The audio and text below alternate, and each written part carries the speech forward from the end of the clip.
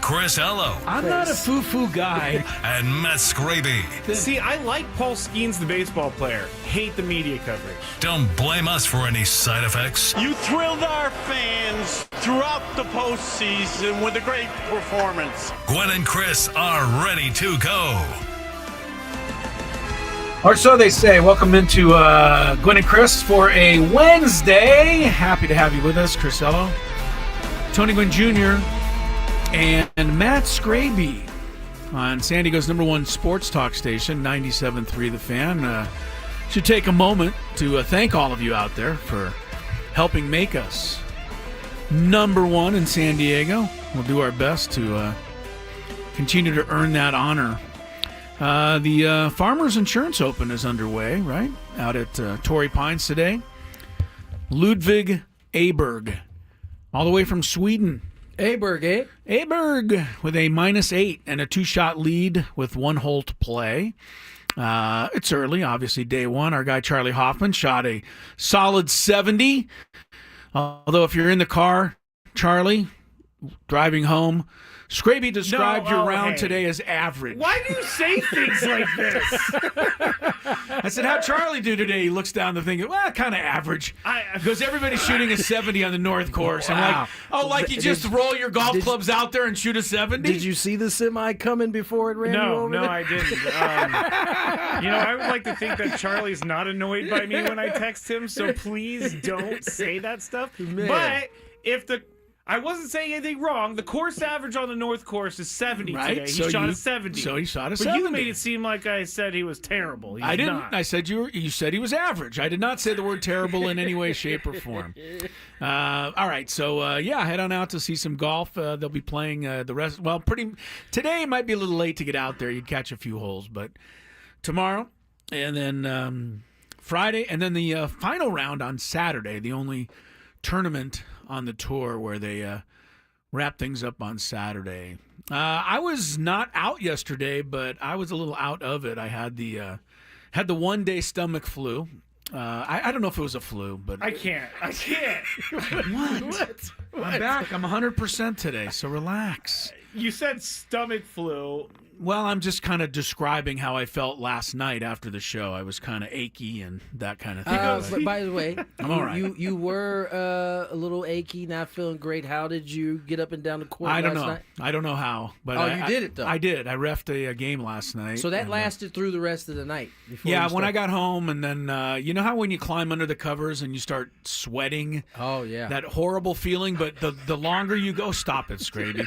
He looks at it like he's never been ill before in his life, a day in his life, but so I'm man, here to report that one day joint, 1 day thing. I'm back back at 100% today, so ready to roll. I haven't eaten anything for 2 days, which isn't too fun.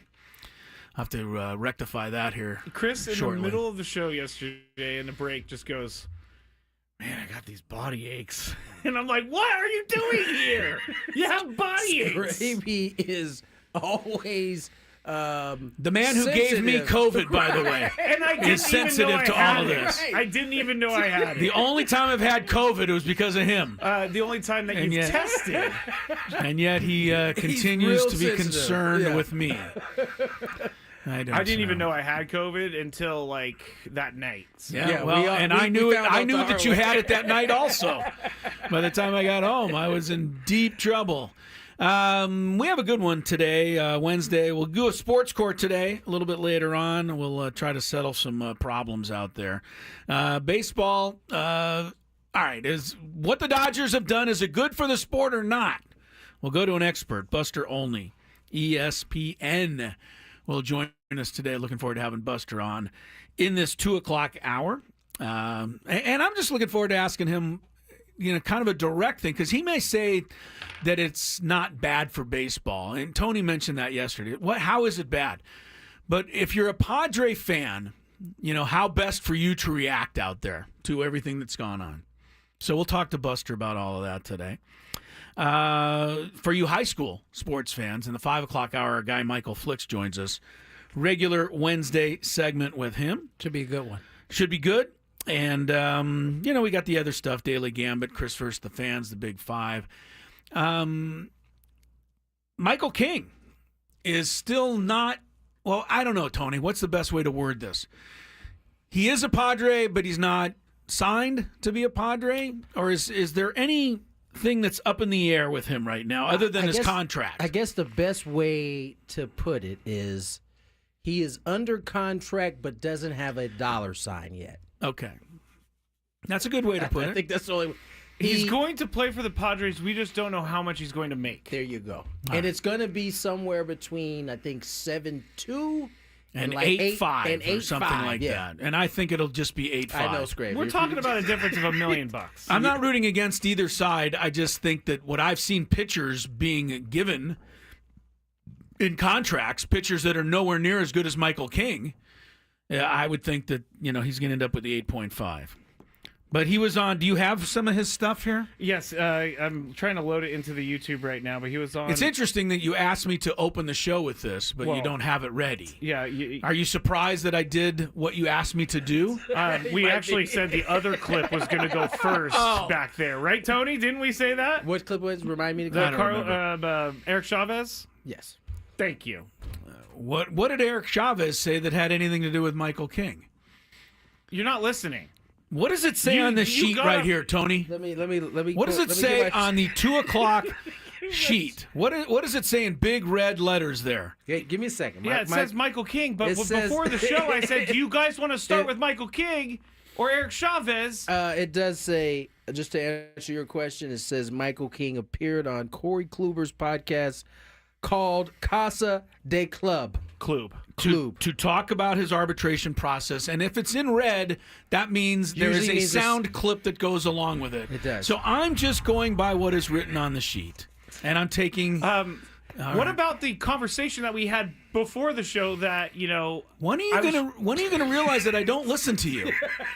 I mean, that's your problem. I think he has realized that by now. I think that's your problem, Chris. You should probably listen because then we stop down the show and fight. Is the Corey Kluber thing loaded up? Casa de Club? Yeah.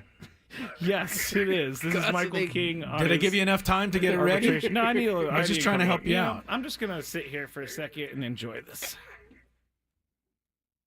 What, the silence? It's time.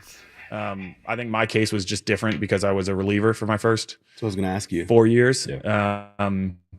And so, if you look at the guys that I'm similar to this year, they all have like 400 more innings than me. So it's obviously I feel like I deserve it's a unique case. Close to that, but I also am coming from a different number.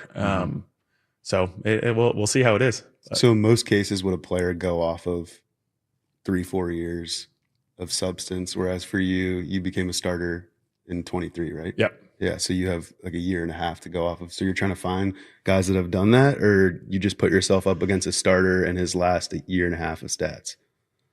I don't want to give my secrets There's away. probably some of both who are, right? But both, because like there are still starters that you can look at that had some injuries in the past, so their innings are actually similar to mine, even though they have 5 straight years of being a starter. And me being a reliever, my innings and bulk is a lot less than everybody else. So you can look at those types of guys, but then you also, what I'm trying to do is just see guys that I was similar to this year, and they got X amount of raise, and I think that I deserve that because I had the same year as them, and it shouldn't matter. Like they're going to be coming from a much higher salary, so their total salary is going to be a lot higher. But I feel like I deserve the amount of raise. I agree with you, Michael. By the way, Corey too, Kluber needs to spark it up a little bit. Sound a little kind of that's Corey out of it there. That's his Corey Corey. Kluber, right? That's Corey Kluber. Okay. He's very dry, straightforward. Hey, Michael, what do you do? Anyway, I think Mike might have an uphill battle here. Do you really? You don't think he's going to get the the money he wants? Just listen to what he said. He started out by saying most of the guys who I am basing my comps all have X amount of more innings than I do. And that's because he was a reliever beforehand. And unfortunately, typically in these arbitration cases, they hold that kind of stuff against you. Josh Hader. Case in point, Josh Hader. Of course, he became to be one of the best closers in all of baseball. But when he went to arbitration, Milwaukee's attorneys were able to present the case that, hey, this guy is not pitching in the 9th inning. Wow. Look at all these innings. And so, I want him to get his money, but I'm just saying in terms of taking It's this, a hardcore situation that takes place. That's why the Padres don't like to go to arbitration. That's the other because thing. the Padres actually have to come out and say all of the negative things about Michael King, but they don't really want to have to say. And guess what? If you go to arbitration, you're going to arbitration to win. And so, given the Padres never go to arbitration, they must feel pretty strongly as they get ready to go into this arbitration here. How smart are the guys that do the arbitration? That are the who on are the they? panel. Yeah, who are those guys I and think gals or whoever they are? They are elected. Are people who are picked from both the players' union. Really? And so it's the like ownership. selecting a jury. Kind of. Both sides kind of agree that I'm not sure if this person is somehow qualified. Because I don't know how you can I'm not look. sure that there's multiple, but I know that they both appear, or they are both selected by both sides. You know what I'm saying? So it may just be one arbiter, but they are chosen or agreed Right. upon by both sides. Because I'm just looking at the eye test, and I guess that's probably not how cases are ever decided, 'Cause right? if it was the eye test, players would most likely get. They'd win most of the time. these cases, I think. I mean, I'm just looking at. I mean, how many guys are getting $10 million to pitch? Guys that have been very mediocre are getting well over $10 million. I don't have a list of them, but I can cite. It seems so many times the Rangers just gave so-and-so $11 million. I'm like, the guy's like barely a 500 pitcher. So I would think Michael King would win. But I guess we'll find out. Typically, this is what year for him now? What year? This is last year of arbitration. Yes. Right? So, in the previous, they've had to compare it to basically reliever numbers. So this year they'll go in and it's typically 2 years back, right? Or the previous 2 years that they look at. He's only going to have 1 year in which he was a starter, although dominant. Certainly will be held against him. It will be brought up for sure. I mean, it seems to me it'd be a lot easier for a team to make a case against some of these other guys if they ever went to arbitration. I mean, the guy was 9-14 last year, Your Honor, with a 4.62 ERA. His WHIP was 1.5. How can we give him money? And then he comes back and says, well, 6 years ago I won, 14 games. And I just don't see how teams give up so much money to guys that are mediocre. Michael King does not fall into that category. Was there somebody in particular that was 9 and 14? No. Just, how many times do we sit here and say, some team signed a pitcher and we're like, why are they paying this guy so much money?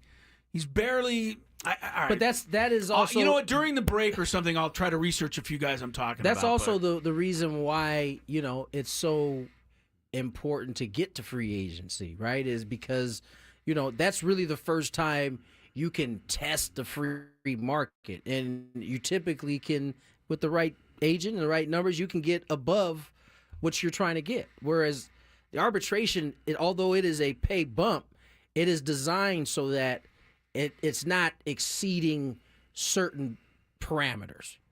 And I think that's by design, right? Remember, this is a 6-year process before you become a free agent. Those first 3 years, league minimum. And so these are for these guys who get the arbitration, this is their first significant pay bump. And so you're trying to, again, your window's short. You're trying to squeeze as much out of it as you can. That's exactly what Michael. Remember, he's going to be a free agent. This is last year as an arbitration guy before he moves into the big boy. And if he can set it up as high as he possibly can, that also leads into free agency where he's going. I don't want to chance Michael King in free agency. They need to get a long-term deal done before the end of the year. I don't know if anybody's entertained this. I don't know if anybody's brought it up. We've talked a lot about Cease. Are we going to do this, or are we going to wait to the next other side? Let's go the other. Oh, well, well, let's keep doing it. Okay. In terms of moving guys and in order to make the roster better overall, do you think, and both of these guys are in the same exact situation, who do you think has more value in a trade? King or Cease? More value, Cease. You think Cease has more value? I think he's got the bigger name. He just seems to jump out a little bit more. Okay, well, if that's the case, then you don't have to even entertain the next question. But the other question is, if Michael King has the higher value, are you? And they're in the same boat, right? They're both free agents.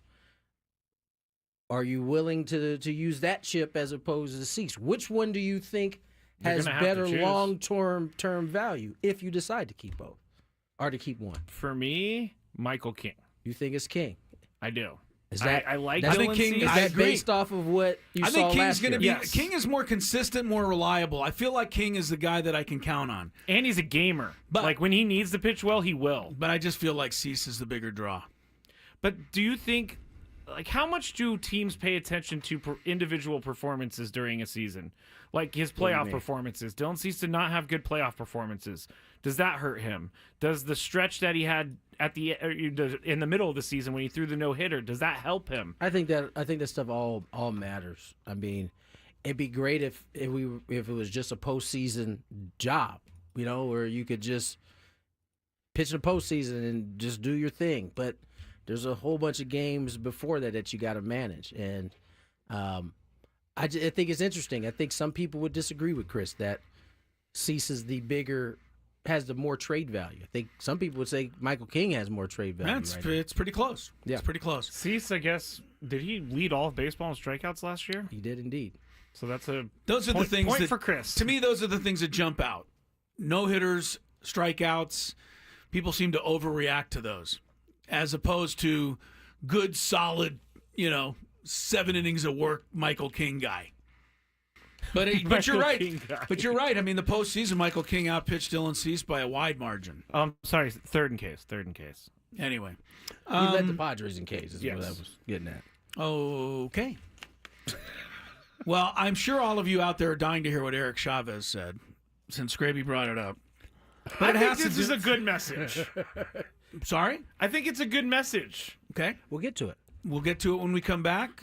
Just underway for a Wednesday. The Jets have a new head coach, and that, I think, just underscores why the Jets suck so bad.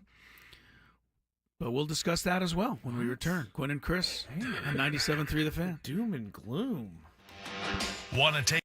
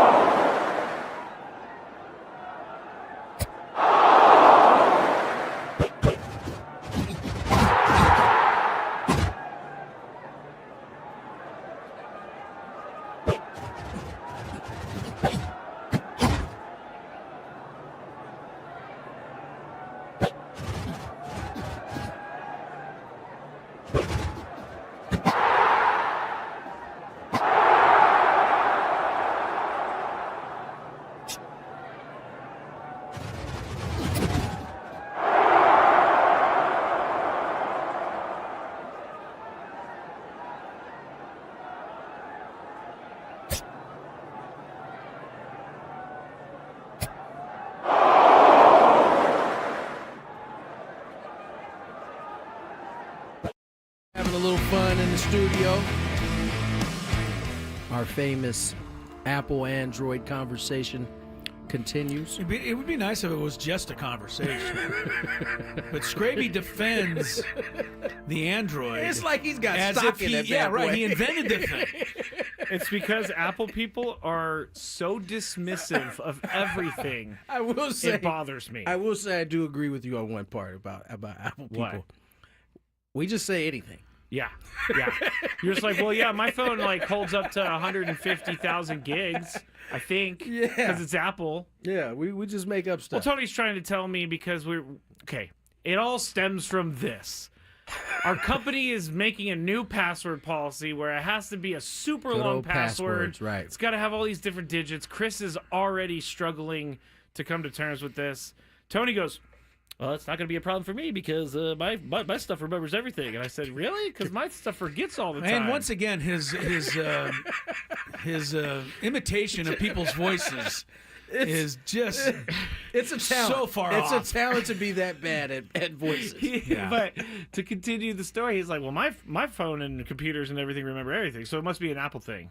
Must be an Apple thing. I'm like, no, it's not. It's just because my computer is an Android. It's an HP. Well, they're all in the same family. Same relatives. It's all the same. It's not all the same. Nonetheless, this hour on 97.3 The Fan is brought to you by Robert Half. 9 out of 10 hiring managers are having difficulty hiring. Robert Half is here to help. Our recruiting professionals utilize an award-winning AI to connect businesses with highly skilled talent.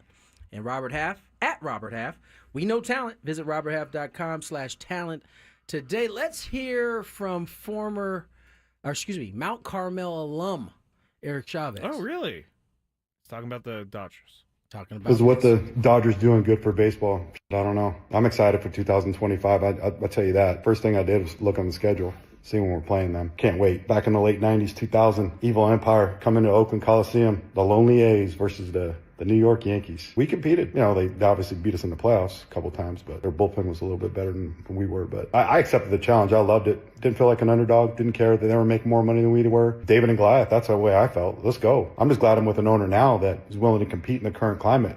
Now, is it a sustainable business plan? I have no idea. We'll see. The next agreement should be interesting. Baseball is exciting. Cam Newton, I disagree. Baseball ain't going nowhere, my friend. Come on out to a set. You'll fall in love with baseball, dude. Bring your hats. Let's go. First of all, Bring your hats is my favorite part. I've always loved Eric, man. He is baseball through and through. Mount Carmel High. Yes, sir. One of the best to do it in this city.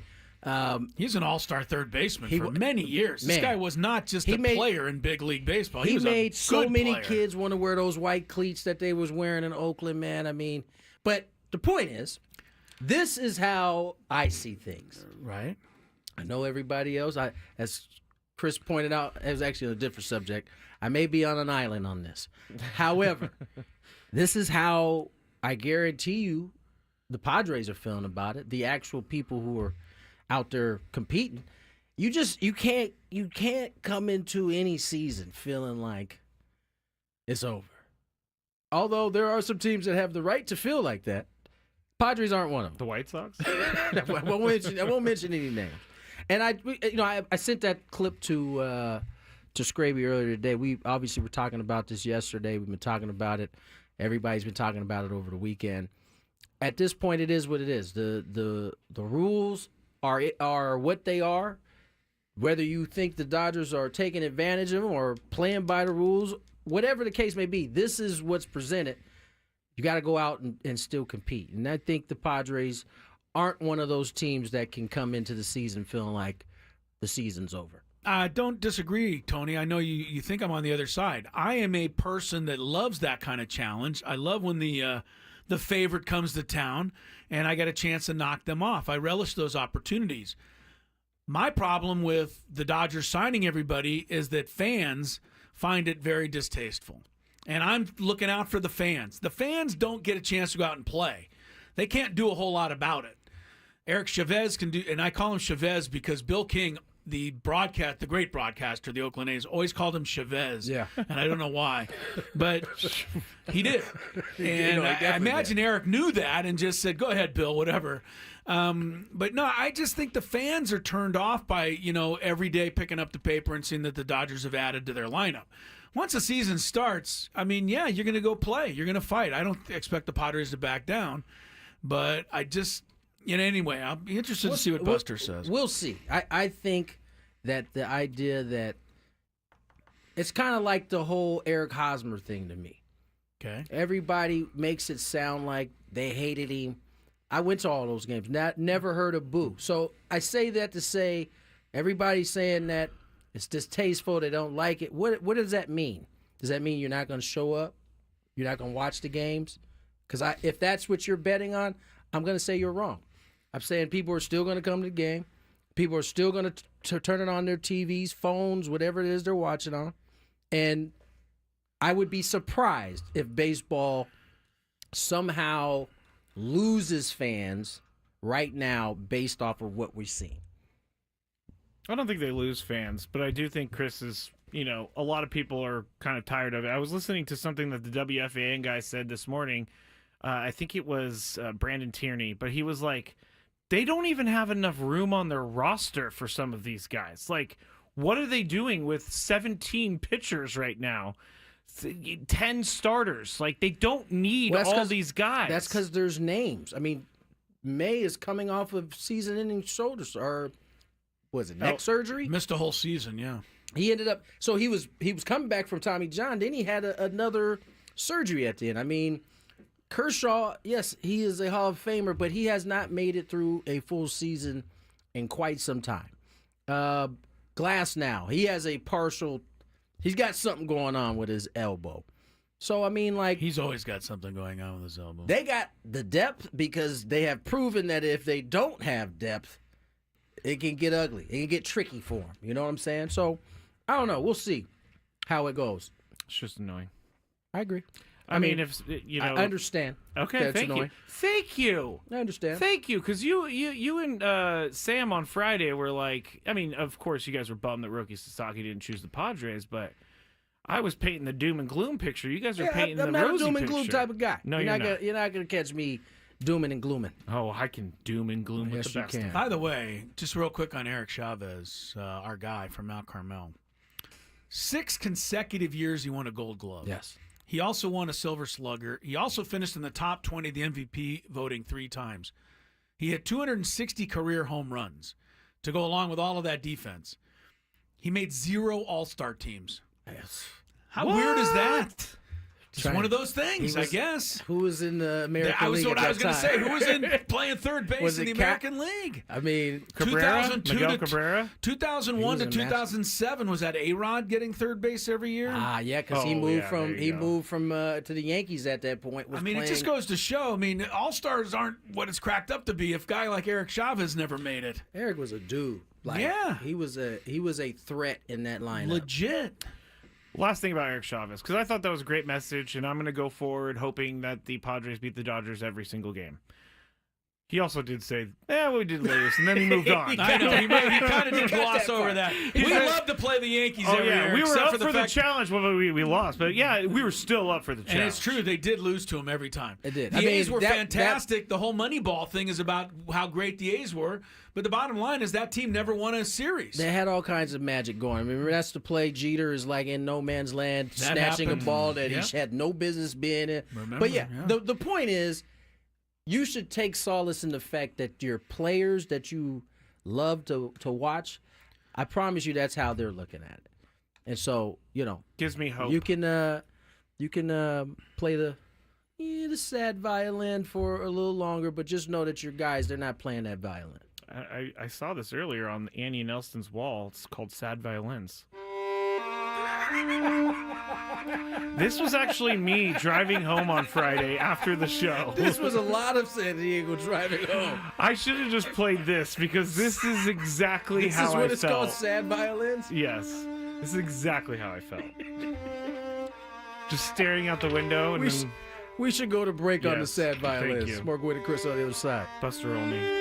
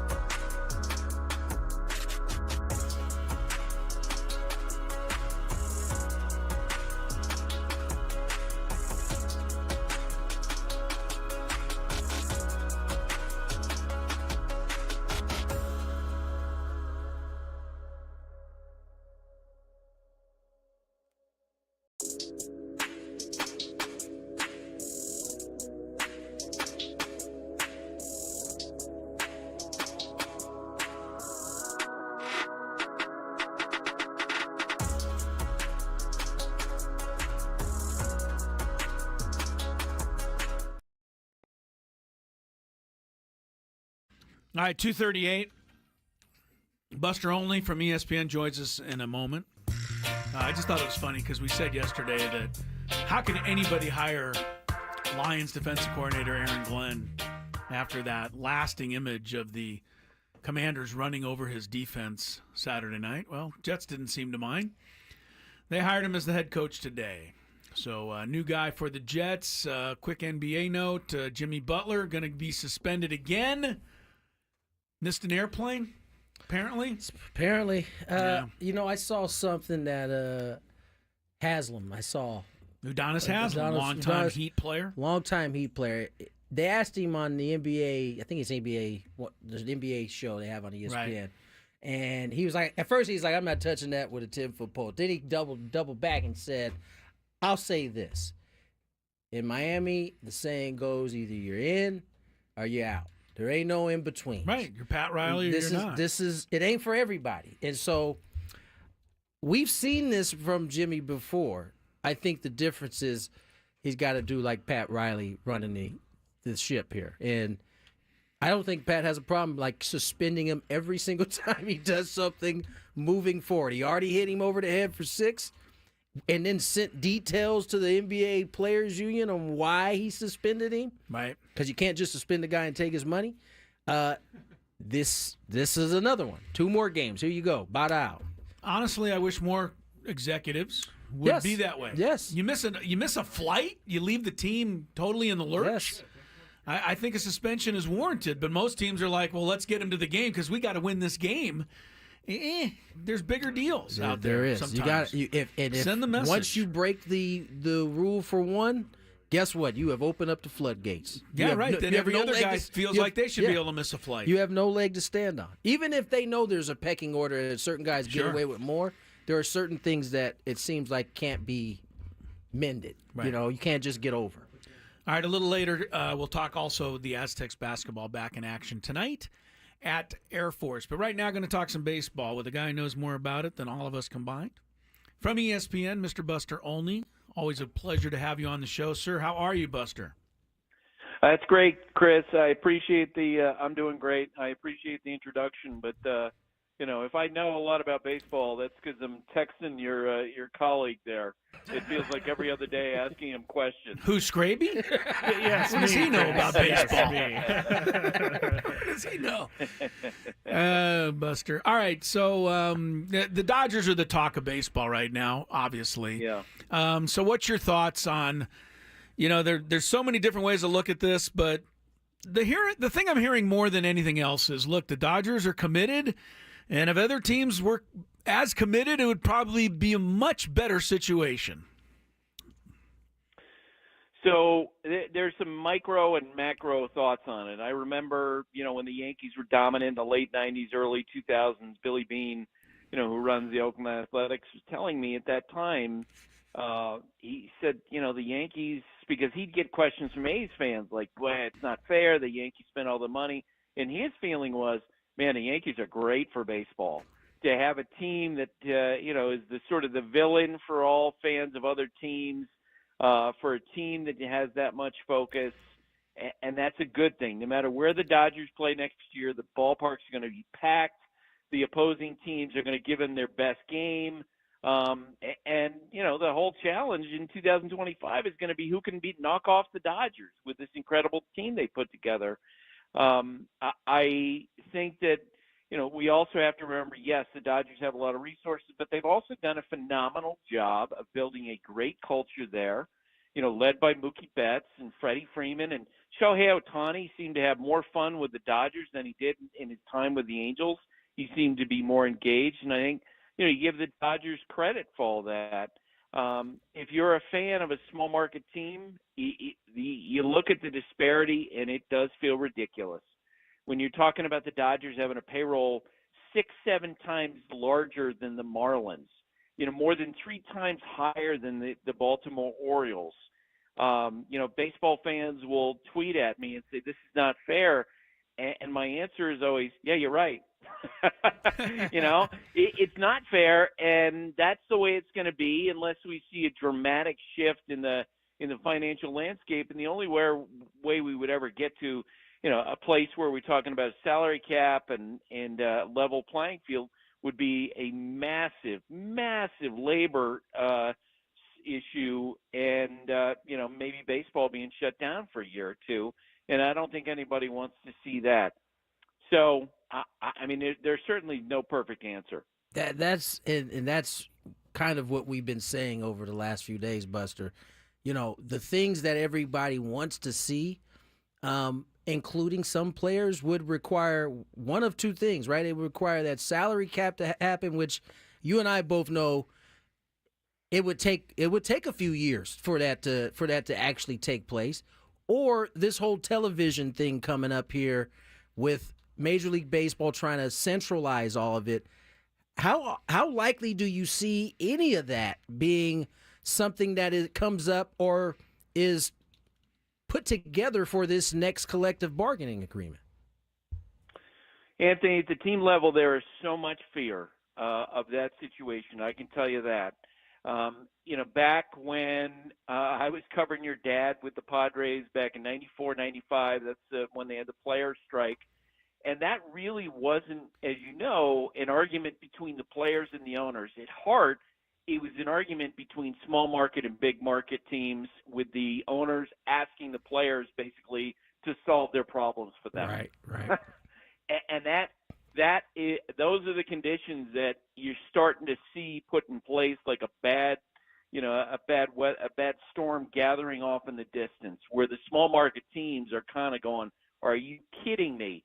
I had an executive last weekend talking about the Dodgers after they get Sasaki, and then they get Tanner Scott, and this executive didn't know they're going to get Kirby Yates too. Right. And he said, we're at a point now where it's just pure gluttony by the Dodgers, where it just feels like, from his perspective, like, come on, this is absolutely nuts.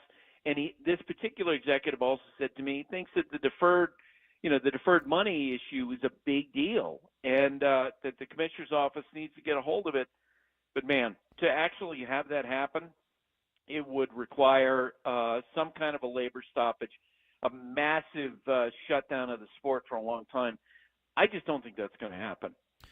Yeah, we all hope that's not going to happen. The other thing that we've been discussing, Buster, about the Dodgers and what they're doing and what they're spending and the luxury tax and everything that they're willing to absorb, is that, are teams like the Rockies really upset about it because their owners just pocketing money that the Dodgers have to give them because they have the luxury tax? That's what's really wrong with baseball, is that there's owners out there who really just want to pocket money, and, in the Rockies' case, they get pretty good attendance, so why try to win? But that's what stinks. I completely agree with you, and I think that, you're in the perfect place where that was demonstrated, that you can be more aggressive, and that if you care and you're willing to spend some money and to invest some of the equity of the franchise, that you can build a better product. Look, if you were to vote on, ask people, okay, what's the best atmosphere in baseball, top 10, San Diego would be number one. The idea that would have happened 20, 25 years ago, it was just unthinkable. But Peter Seidler decided he wanted to build a product that fans would get excited about, and guess what happened? He built it, and they came to the ballpark, and they got fired up about it. I think that sort of thing, could happen in Pittsburgh. It could happen in Baltimore, in a lot of other places. Maybe they can't spend necessarily at the level that the Dodgers do, but are you kidding me? The Orioles have this incredible group of talent that they built by tanking, for 4 or 5 years, and now they're in a position where this is the time to try to win, and they still have payrolls, at $60, $100 million. They don't have a single pitcher on their entire roster, the Baltimore Orioles, who's on a multi-year contract. That's a joke. So you do wish that there were more owners like Peter Seidler who actually cared about fans, tried to build a good product and try to win. Buster Olney joins us, ESPN. And Buster, yesterday we got a chance to see some of the new inductees going into the Baseball Hall of Fame. CC Sabathia obviously was one of those guys. Ichiro, another one of those guys. Billy Wagner, a guy who pitched in my dad's era, was one of those guys. What were your thoughts? I mean, obviously, I think all three of these guys are deserving. I think Andrew Jones is deserving. He ends up a little bit short. But specifically, you've had a bone to pick, I think, a little bit with how the Hall of Fame choices are being taken. It bothered me that Ichiro was not a unanimous selection. I think it makes all the writers look bad. And look, some people will ask the question, does it really matter that one person didn't vote for Ichiro? And my answer would be, ask Mariano Rivera, who's the only unanimous selection ever at the Hall of Fame, if it matters. Every time he's introduced at an event now, what's the first thing they say? How do they bring him into the room? Right.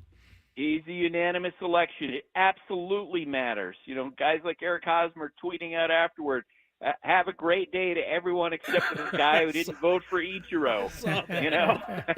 I mean, so, and, you know, to me, the baseball writers should be aggressive in dealing with this. They've asked the Hall of Fame twice for transparency in the voting so that, you know, when the votes are announced and there's one idiot who doesn't cast a ballot for Ichiro, or three who didn't vote for Ken Griffey Jr., or one that didn't vote for Derek Jeter, the folks who make those choices, you know what? Defend your choice. Yeah. Get your name out in public. What I don't like is when these situations happen, the fans will say, well, the writers are idiots, they always get it wrong, and everyone is sort of cast under the same shadow, when I know, you know, folks like Tim Kirkjian really care. Kevin Acee really cares. Peter Gammons, Jason Stark, they really care. And if there's one idiot who wants to draw attention to himself by not voting for Ichiro, then stand out and explain why you didn't do it. And I wish the baseball writers would tell the Hall of Fame that their participation in this voting is contingent on the Hall of Fame making the votes public. The idea that you have an association of journalists that doesn't insist upon full transparency, I don't understand. And they should have done it many years ago, Buster, because we could have found out the 2.4% of the people that didn't vote for Tony Gwynn. And then we could have rooted... How about 29 people? 29 people didn't vote for Ricky Henderson. Yeah. You know, the whole point of baseball is to score the most runs. The guy who scored more runs than any didn't get named on 29 ballots. Yeah. Buster, who's your number one person that's not in the Hall of Fame, not counting the steroid and the Pete Rose type players? Right. Who should be there that just continues to somehow get overlooked? Oh boy. Well, I mean, look, I don't think you can have a legitimate Hall of Fame at this point without Barry Bonds and without Roger Clemens. You know, I mean, I've been on with you guys before. I explained I stopped voting because I thought the Hall was sort of slanting the votes against those guys, against Mark McGwire. And I don't understand, because when you know, if you've been around baseball for the last 30 years, you know that there are guys who have made speeches at Cooperstown who took PEDs, okay? And I really don't say that as a way to, you know, to make judgments on those guys. That was the era. And that's what the sport was. And so the idea that you have these two players who are demonized and sort of held off is ridiculous. The only reason why is because they were the best. And they got the most scrutiny among dozens and dozens and dozens of players, you know, hundreds of players. And if you include the minor leagues, thousands of players in pro baseball who were doing the same thing over 20 or 25 years. And I can't stand the idea that, you know, we have selective justice in this thing. So I really think it would help the credibility of the Hall of Fame if we get away from trying to look at it as being the house of the holy and just simply, as a baseball museum, put the best players in the Hall of Fame. Buster Olney. They got a writer's wing there, too, so maybe Buster one day. You know, he's getting it done. Indeed. Or broadcaster. You can go in either way, Buster. Got a lot of choices. No, definitely not as a broadcaster, okay? Hey, thanks so much for everything, as always. Good catching up with you. Talk to you soon. Thanks, guys. Always fun to talk. We appreciate it. Buster Olney there from ESPN on the baseball stuff. There you have it. And, you know, I think he hits it right. And I love what he said. He said, when the fans from the smaller market teams call me or text me and say, this is totally unfair, he texts them back. He goes, you're right. because they are, but that's the rules right now. The scarier part is when you start pulling on those threads a little bit on how it gets fixed. Yeah, it's going to be the only thing he kept referring to is that we're going to have to go on a strike in order to get it fixed. At some point, right? Yeah. Because I know dating back to before my time, before my dad's time, a salary cap as players are staunchly against. Totally. Like, if there's one thing they all unite on, it is 1,000% that. Yeah. And they're the only sport that's been able to keep it at bay for all these years. Yeah. NBA, NFL, everybody else Everybody's has it. got some form of cap. And so, that's where they're dug in. And listen, I don't think either side wants to have a stoppage for that long a time. It would hurt the overall business in the end more than what we're seeing on the field right now. All righty. First hour's in the books. Yes, Buster's sir. getting a lot of praise for his answers there on the chat. He's truthful. He's smart. I know that some Padres fans think that he's against the Padres, but I don't think he is. I don't think he is. That's just when they're doing Sunday Night Baseball. That's true. You can say what you want. The guy wrote for the San Diego Union Tribune for several years. Yes, he cut his teeth in San Diego. All right. Hour number 2, Daily Gambit, and some other fun stuff coming up.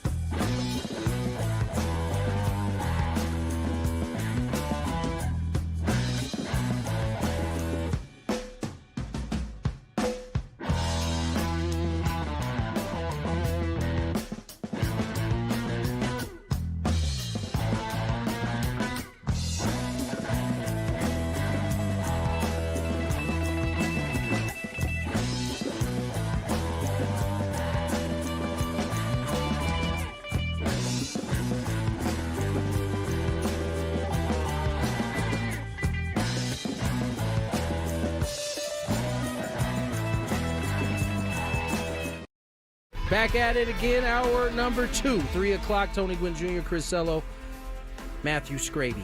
Little daily Gambit coming your way. If you missed that terrific interview with Buster Olney, you know where to get it. 97.3 The Fan. SD.com, give me about 5 minutes. Oh, yeah, it's not up yet. Sorry. Or 10 minutes. I wasn't trying to rush you, Scraby. I was just promoting. Hurry up. Man. Get to it. It'll be up soon, but you could also go on the YouTube and go back to the beginning of that, or you could go on the Odyssey app and do the rewind feature, which is like a DVR for your radio show. We'll have a sports court later on in this hour, a Chris versus Fan, a Big Five, and then, of course, we'll finish the night off with our discussion. High school basketball, Michael Flicks. Some things happening over the weekend we'll get into a little bit later, but did we have any bets yesterday? Did we take any? No, we actually didn't get to it yesterday because Charlie called in at 3. That's right. We kept pushing it back. Yeah, which is we fine. took a day off. Yeah. We could use that. Coming up later today, if anybody wants to change their plans around, Dodgers are going to officially announce the signing of Roki Sasaki. And I guess they're going to make us watch it on MLB Network. Can we please change the channel? Yes, we I will don't be think changing the anybody channel. wants to change their plans. I don't for think that one. anybody in San Diego wants to see that. I mean, I don't know how he's even doing this interview or this press conference. He should be because- ashamed, right, Scrape? No, he's just so he's just so shy that he doesn't want to do these things, Chris, but he has to today. Okay. We were gaslit. I thought you you were guys going to missed say. it last night. I think he's going to go out there and apologize sincerely to all the fans he let down in San Diego. You guys missed it last night with my rants about. Oh, yeah. How did the rant Oh, the go? rant went as well as it was going to go. But we didn't get into the Roki Sasaki article. We might need to do that a little bit later because I just think there are so many things in that thing that made me believe we were sold a guy who wasn't actually the guy he is. Sold a bill of goods. I mean, are we going to boo him yes. loudly? Yes. I hope so. I think he deserves a boo or 2 or 3. For the rest of his career, he's going to Really? be booed. Wow. Don't ever forget. Until he becomes a Padre at some point. Don't ever forget. Don't even put that in the universe. I don't even want I'm him just anymore. saying. Listen, in this game, you can't say I things don't like want him anymore. boo him for the rest of his career. You 'cause gonna boo Blake Snell? Yes. Wow. your guy, One of our Blue favorite Blake? Not my guys. We loved Blake Snell. Oh, and I've said that. I like Blake Snell, the person. You're gonna boo him though? The when guy he- who You liked the pitcher too for a couple years. Yes, you yeah, did. I did, but I mean, he left the team. He that did. that with you leaving the team left, but goes my he left- fandom. But he left the team last year though. Are we at all concerned about this one thing of the Roki Sasaki article? What's the one thing? His homework assignment. He Was- gave homework assignments. Are we concerned that he's trying to figure out why he lost velocity at the age of 23? It didn't stop you from wanting him before he signed a I dotted didn't line. know that until this article came out. If you did know, would you have said, we don't want him? Probably not, Okay, but okay. So this is are not we? so- Are, I mean, you're looking for the reason why you lost your velocity at the age of 23? Like, Yeah. that seems a little concerning to me Not that a- he's trying to guess get what? teams to not explain our this problem to him. anymore. Now it's the Dodgers' problem. By the way, I'm turning the clock back, Tony, to the off season of 2010-11, and I am roundly booing you along the street because I'm pretty sure you left the Padres for the Dodgers. I was kicked off the Padres. Okay. Atlanta. That is the difference, though. You know, I brought up Tommy Edman in my tweet storm, and Tommy Edman got traded there. And so it's not Still like it was wearing a his Dodger choice. uniform. It is, but it's a little bit different than someone choosing. He didn't seem to hate it when he got there. No, because he won a World Series and he got paid. Just saying. But you were forced off the team. And I was forced. the Dodgers were the ones that gave you a I contract. said, we don't like you no more. Get out. Who was your GM at the time? Jed Hoyer said, get out. Oh, makes a ton Shout of out to sense Jed. about what's well, going let's on. boo in- Jed Hoyer then. All right, let's get to the. Boy, it's a rough crowd. Let's get to the Gambit stuff.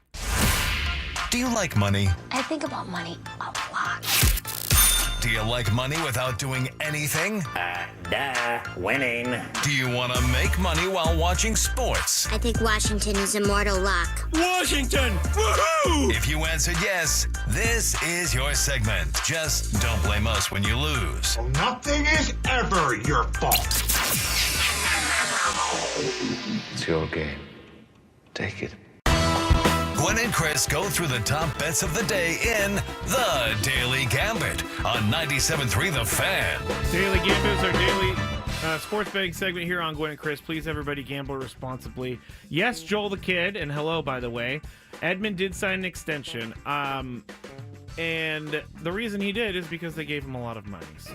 Isn't that the same reason why everybody signed?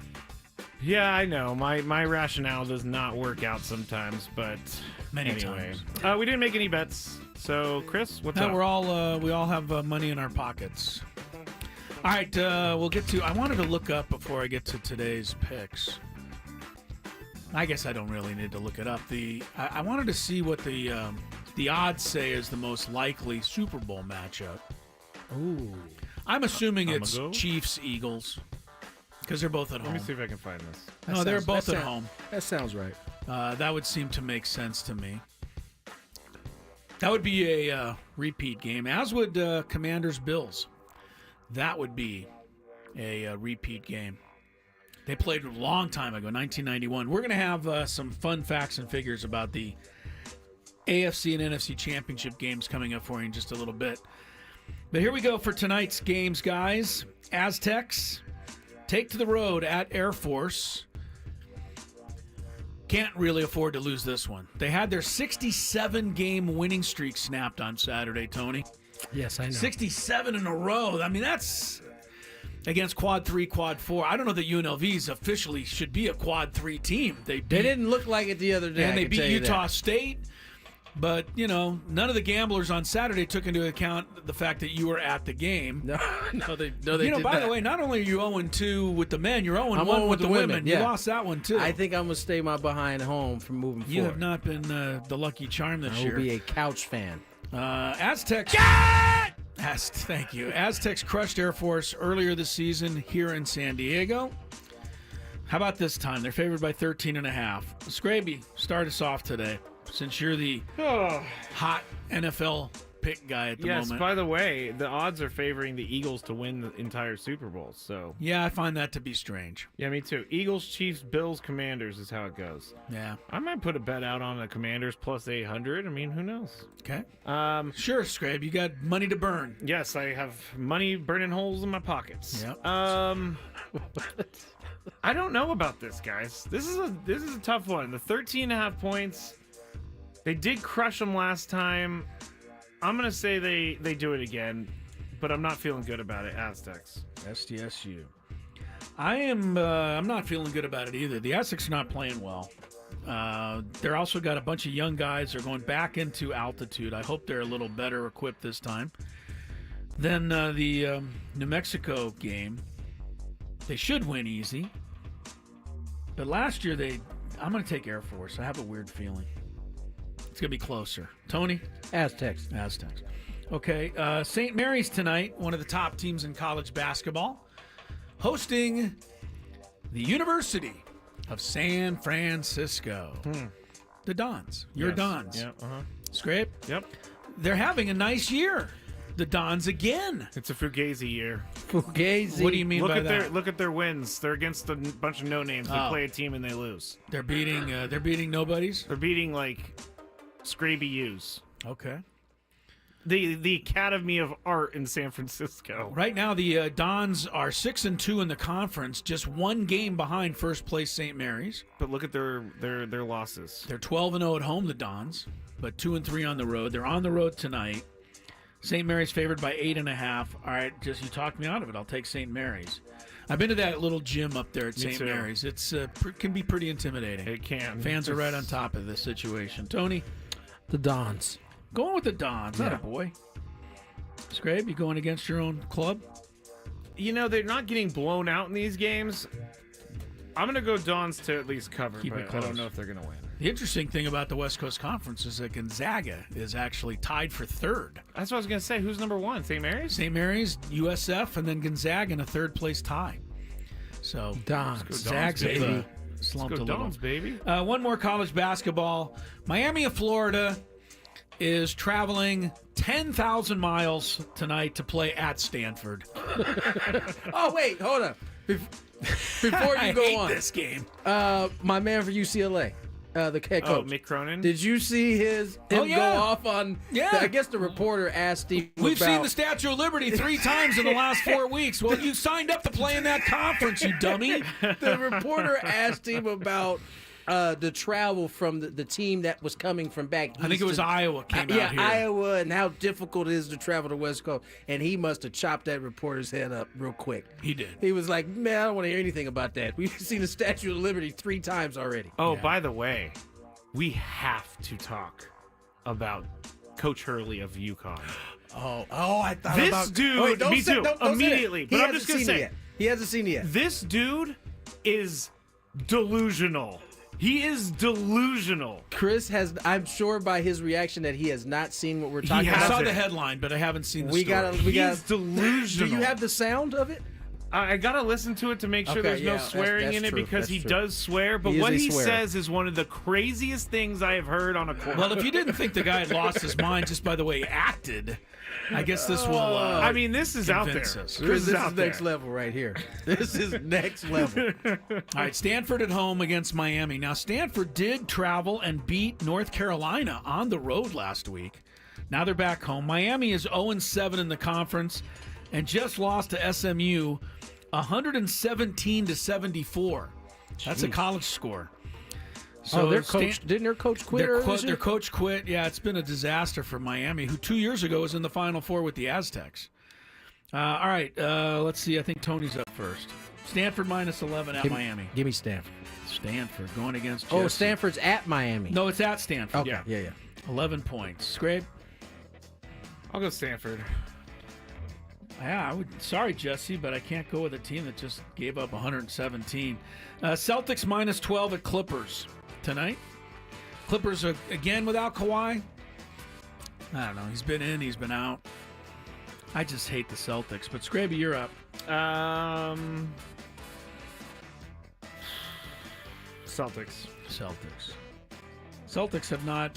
Somebody brought it up on our show. I think that the Celtics have just been in cruise control this season. They don't really care where they finish. Clippers have been really good, although they lost at home to the Bulls. What happened there? I don't know. Clippers bounce back. Tony? Yeah. These are your two favorite teams in all of sports, by the way. Celtics and Clippers. You love them both. Yeah, I'm gonna have to root for the Clippers on this. Clippers on this one.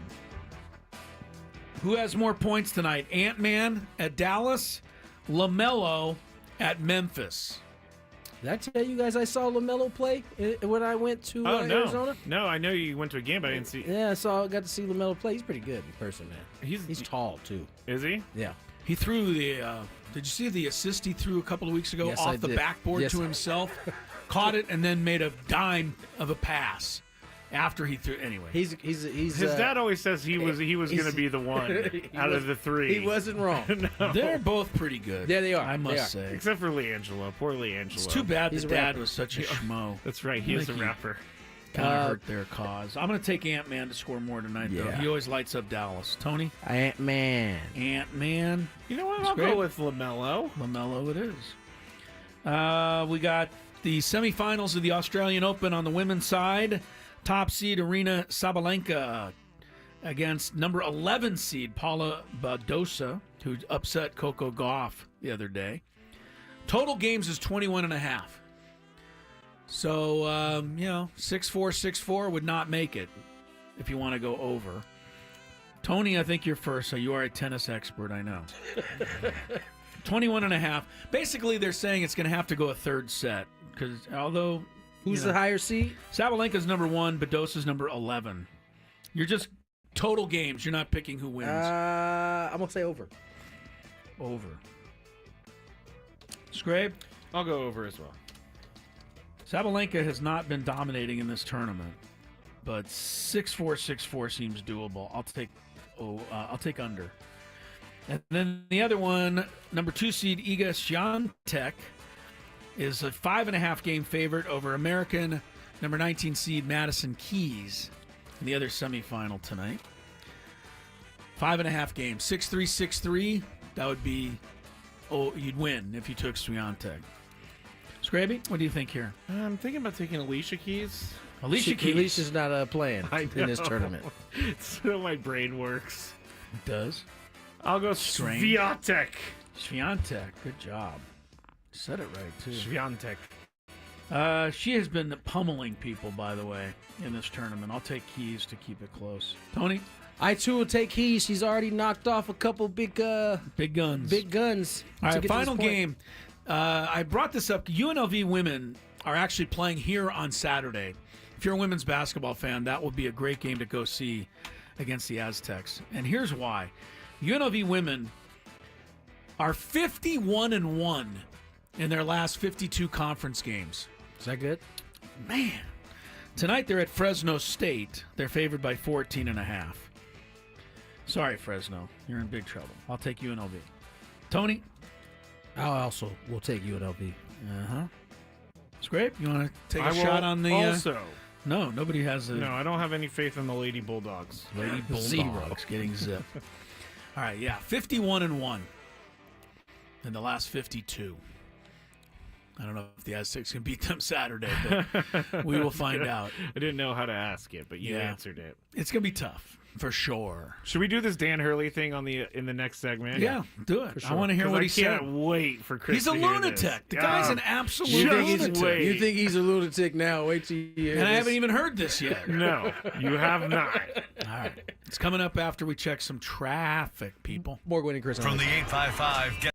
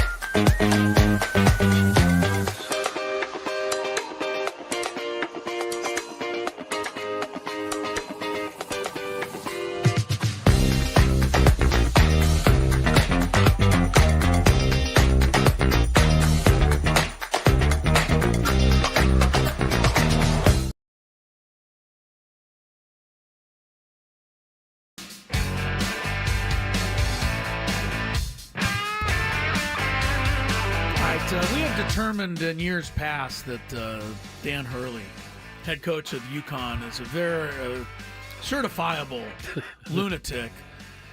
It doesn't help, Good job.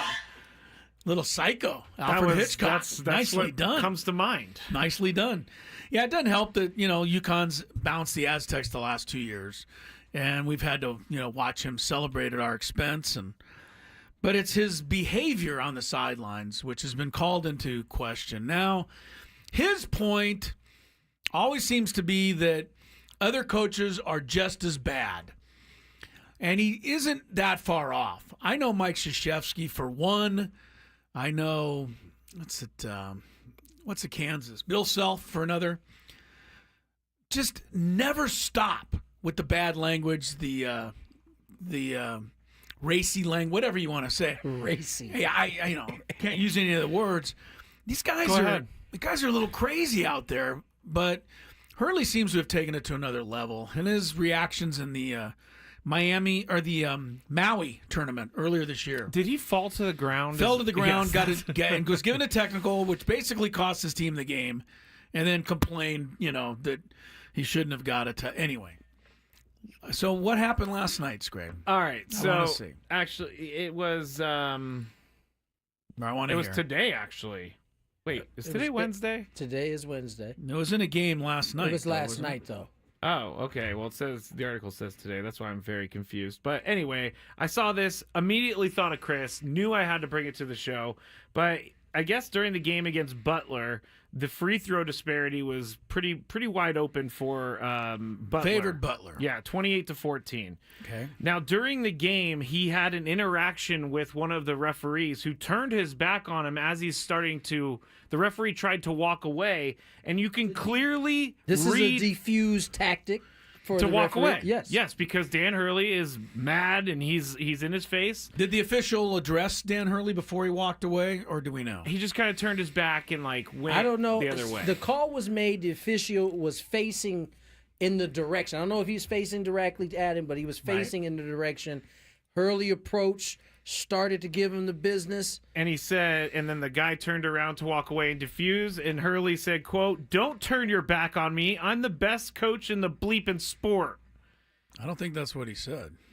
According to the ESPN article. What did he say? That is what was... Oh, you did? Yeah, you're right. Oh, In the I was like, bleeping what sport. else did he say? No, in the bleeping sport, you're right. Yeah. Oh. I thought he said he was the best bleeping coach in the sport. It was the other way around. No, I'm the best coach in the bleeping sport. I'm the best coach, yeah. Right. I saw this immediately. So arrogant. Thought it was very crazy that he would say this. Am I on base with that, Tony? Is this crazy? Yes, it's crazy. Okay. I can't say that I've ever heard a manager or coach drop those Refer to words. themselves as the absolute, it's so arrogant. He is so arrogant. It just drips off of this guy. He seems like a guy who cannot take responsibility for things that he does, because here was his response in the media when they asked him about what he does on TV. The TV likes me, camera. I bet you I'm going to have the GAs. I'll release it to the media too. What was the game on today? It was on FS1. I just wish they'd put the camera on the other coach more. Obviously I had a moment with Coach Dad Mata today because he was so far out of the box that I figure I would just go over and have a powwow with him and Pat. But I just wish they would show these other coaches losing their minds at the officials in other Big East games that I'm coaching, where I look going into a timeout when I'm not talking to officials. I see the other coaches as demonstrative as I am. But, the camera, obviously, I've created this for myself. I'm not no victim. But I just wish that they would not have the camera on me 90% of the time. See, you say you're not a victim, but then you blame it on the cameras being on you. I agree with that, though. I think that he definitely has created a scenario where whenever they're on TV, the camera is going to be focused on him more. However, and what would you show if you were the director? I would definitely show. I'm showing him all the time. But I'm positive, though, that the other coaches, I just watched it at the state game the other day. My man, I don't know who the coach's name for UNLV is, but He was in one of these. Oh, they go crazy. Dutcher loses his mind as well. Oh, not to the extent of Hurley, though. That's the other thing that has to be said. Hurley is so out of pocket. I think, and that's the tough part. Like when you watch these games, and if you're able to pay attention to the coaches, especially at the college level, more so than I think at the NBA level, or I haven't seen enough high school games to speak on it, but college in general, these guys seem to lose their mind a lot more on the sideline. They seem to have look, the media has created these coaches to a certain extent. Yeah. Indiana never played a basketball game on TV. Bob Knight in Indiana played. Right. Mike Krzyzewski and Duke played.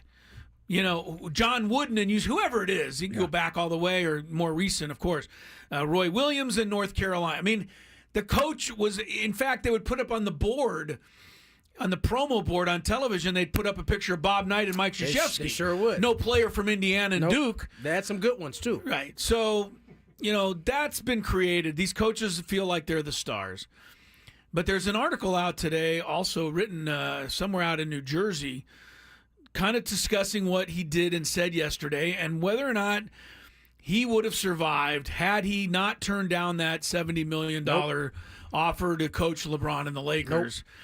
And GMs basically say in full, his antics wouldn't fly in the NBA. Hell no. He'd be gone so fast. And the league, the fines that piled up would be enormous for the behavior that this guy has. And we've seen NBA coaches lose it.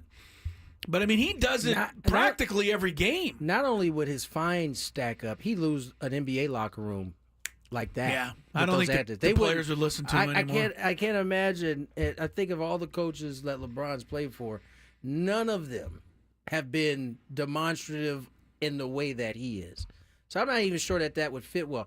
The more I've seen him since he's turned it down, and you guys remember, I was an advocate for Dan Hurley to take over the Lakers. Yeah. But the more you see him, the more 82 games, he would burn out, man. 82 games where you're not the favorite in 70 of the games? Right. I mean, in college, he's got the best team 90% of the time. When you think of it, it was a smart decision. I mean, he's the guy, not to saying that he wants to be, but he's the focal point of that very good team.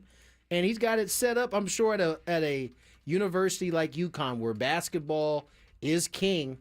I mean, that's a cozy spot to want to. Let me ask anybody out there. Name a UConn player. Can't do it. And they played us 2 years in a row in the NCAA tournament. They've won back-to-back titles. Can't name a single player. Was his name like Hashim Thabit or something? I'm sure you might be able to get close, but you can't name one. Hashim Thabit was like 2000, dog. I know. It's like 25 years ago. I couldn't name a player on UConn. We're going to say Rip Hamilton, too? We're going to go that far back? I was going to go Rudy Gay, but did he play? Yeah, but that was a while ago. The thing is you're a college coach, right? You're supposed to be a leader of men. You're supposed to help these guys get to the next point in their life. But he's acting like a child all the time. I mean, that used to be what it was. I don't know. Certain programs still have that feel to it, but NIL and collectives have changed. Yeah. All you of can it. now criticize college athletes because they get paid. We were talking about University of Miami. That reason why that coach quit, remember, they were just in the Final Four 2 years ago. Reason he quit. Larinaga, yeah. Reason why he quit was because he couldn't. It was turning into something that he didn't sign up for. One last thing on this. There's a link here if you want to find it on ESPN. Stephen A. Smith talking about Dan Hurley's antics. What do you think he said? He likes it. I love it. He said that's what makes you you. Uh-huh. Okay. Well, Stephen A., I guarantee one thing. You've never had a whistle around your neck. Right. You're right. He might feel differently. Refs are people, too. I hate to say it unless they're doing a Chiefs game. I was. We should go ahead and go to break on that. That was a good one. All right. Well, come on back. I think we got Sports Court next. We do. All right, good. On Thursday.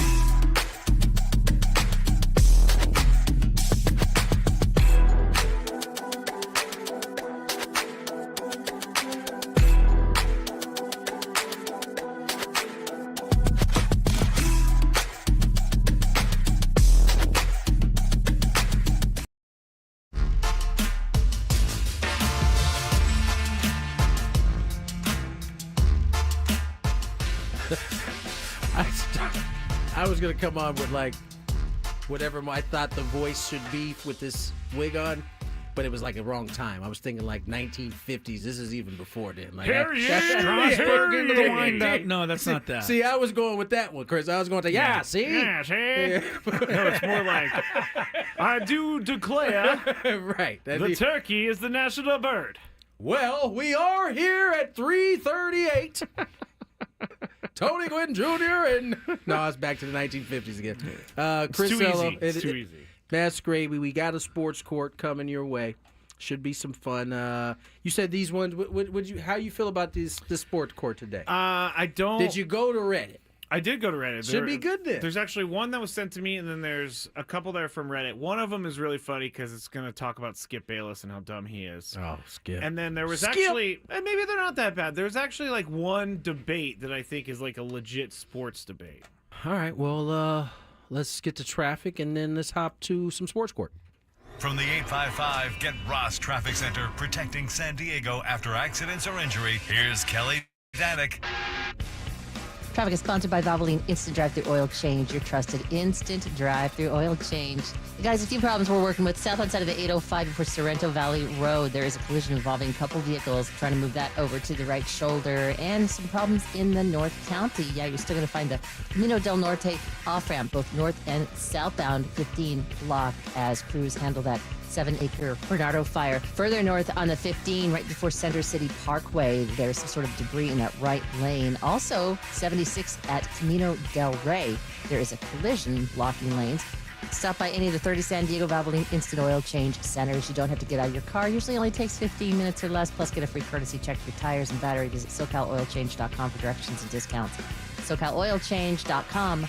I'm Kelly Danek with Gwynn and Chris, San Diego's #1 sports station, 97.3 The Fan. Do you have a sports issue, San Diego? Do you need a third party to make a decision? The guys have put on their robes and picked up their gavels. All rise. Here comes the judge. Gwynn and Chris Sports Court starts now on 97.3 The Fan.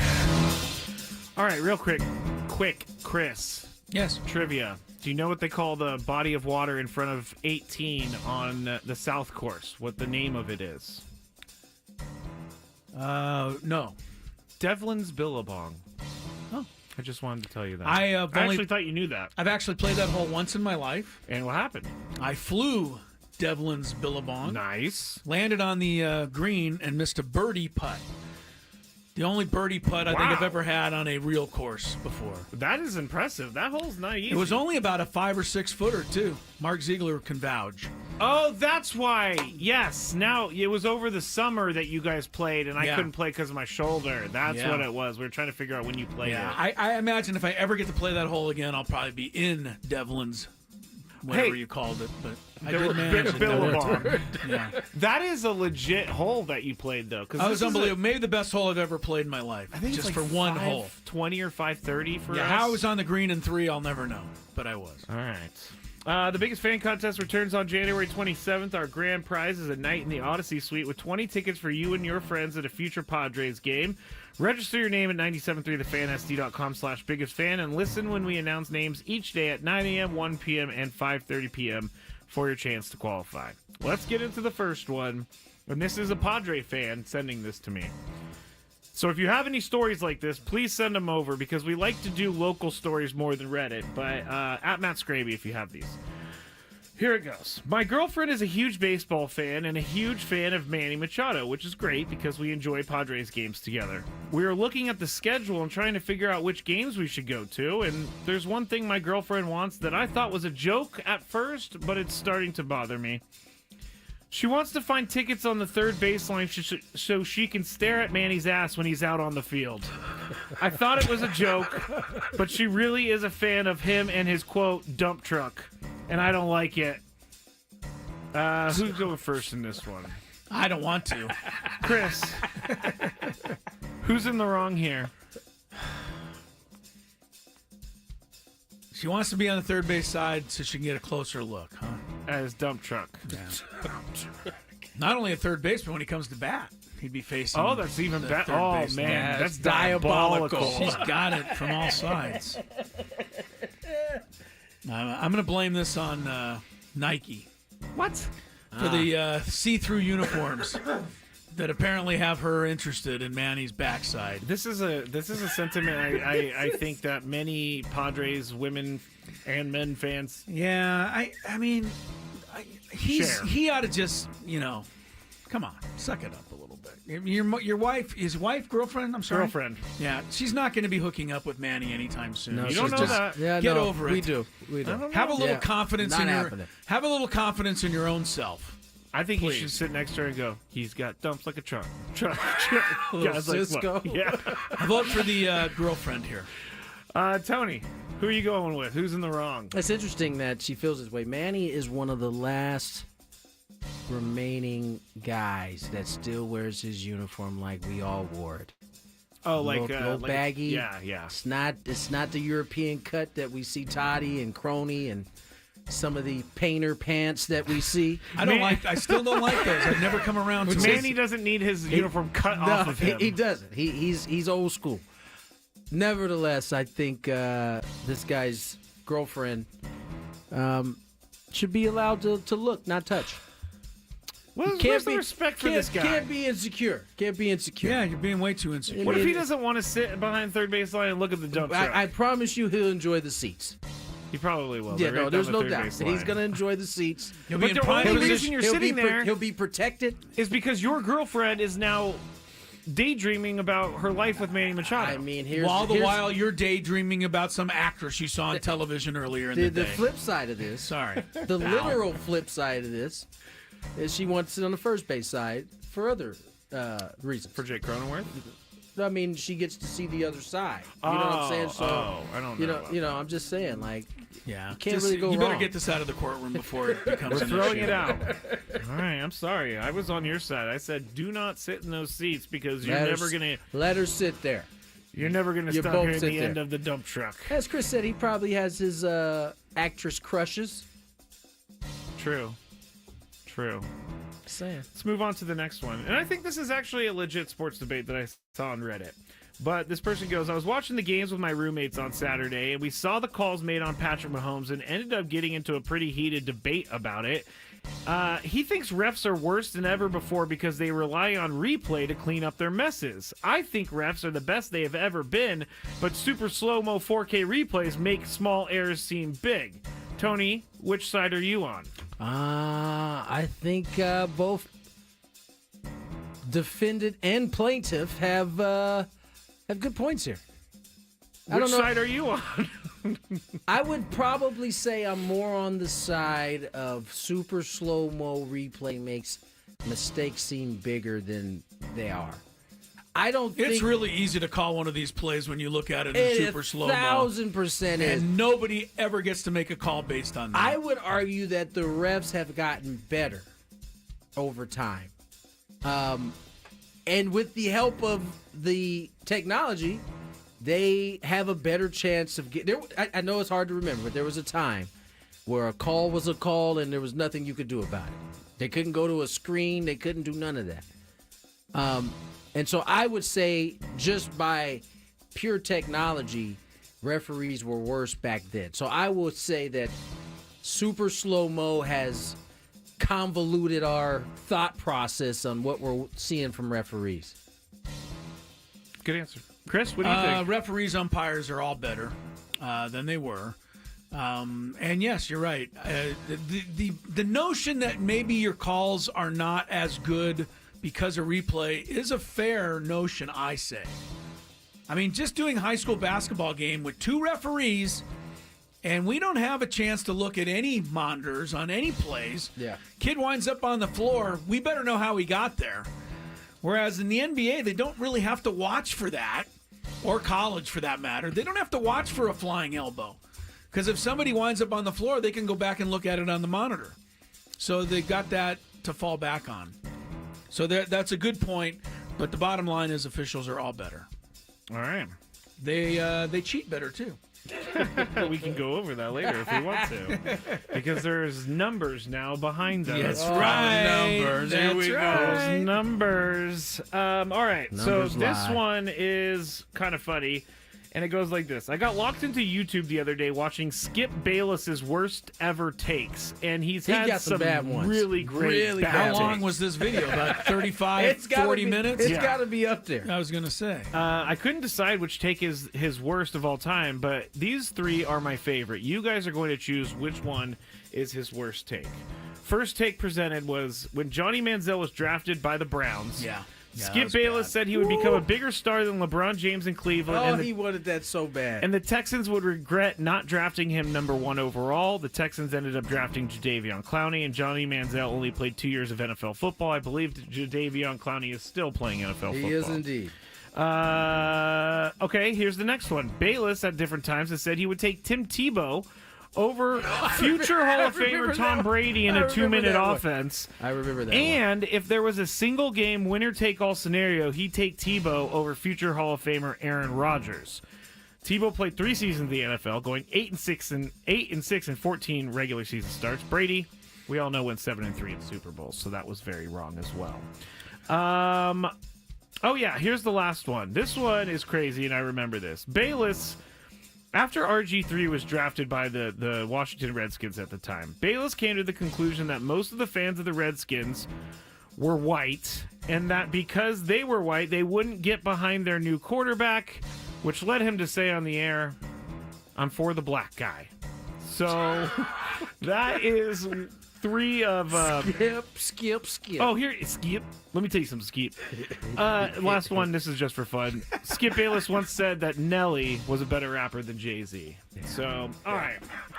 I don't know. Tony, you're up first. He had some wild Russell Westbrook ones. So that was the one that got him undressed by Jalen Rose when he called him a pistol pea shooter or whatever he called him. Kevin Durant also hates him. What was his worst take? Yeah, out of those. Was it Manziel? It was Manziel. Tim Tebow. It was Tim Tebow. I mean, these are the type of takes that when they're saying them like live, if you're watching, you think to yourself, "Oh man, this is gonna be a bad take for ages to come." That's how bad these takes were.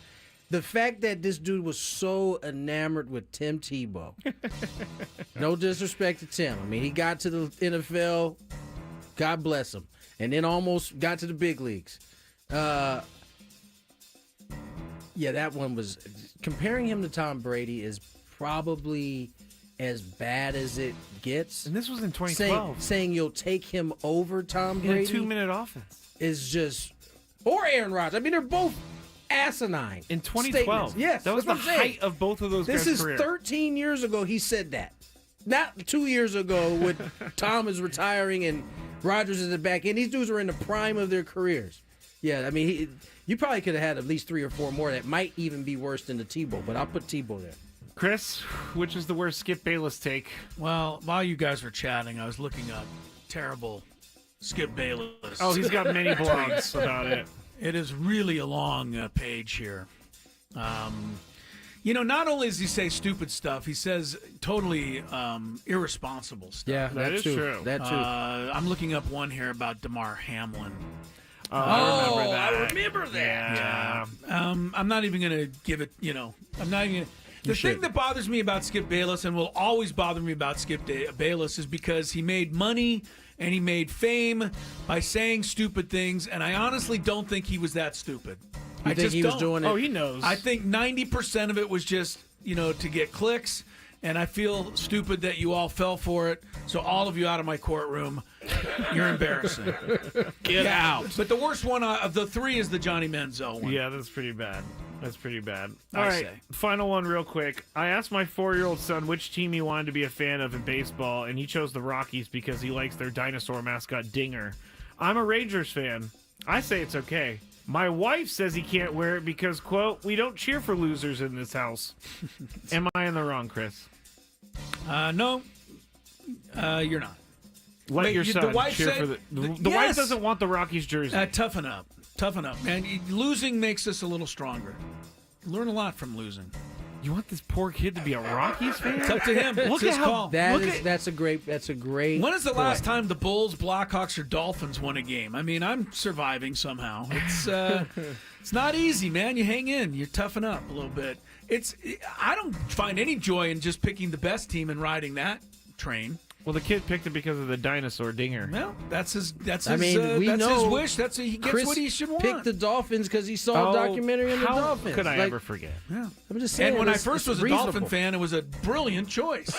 Because they were good. Yes, it's been horrible ever since. Tony, what if Trey came to you and was like, hey, Dad, I really want to be a USD Torero fan?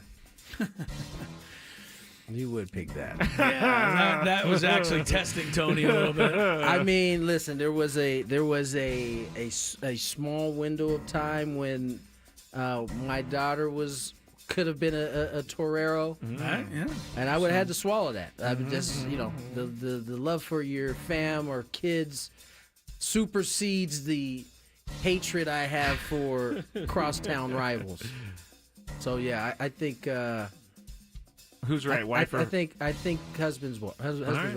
Listen, you want your son to have an attachment to the game somehow. Yeah. And by maybe guiding him in a way that he doesn't want to be guided, it might turn him off. It's true. My dad used to honestly be embarrassed. Of you? Yeah. Oh, man. Because we grew up in L.A., and when people say, oh, are you a Ram fan? No. How about the Dodgers? No. Lakers? No. UCLA? No. USC? No. My dad would be like, yeah, I don't know what to do with this kid. Well, young Chris, what are you a fan of? Yeah. That's how'd you become a Dolphin fan? Well... You better sit down for this one. Chris versus the fans. Next. All right. Right? Yeah, we're ready. You guys both gave me the look like, is that where we're going? Yes, Nope. we are. We're 833-288-0973.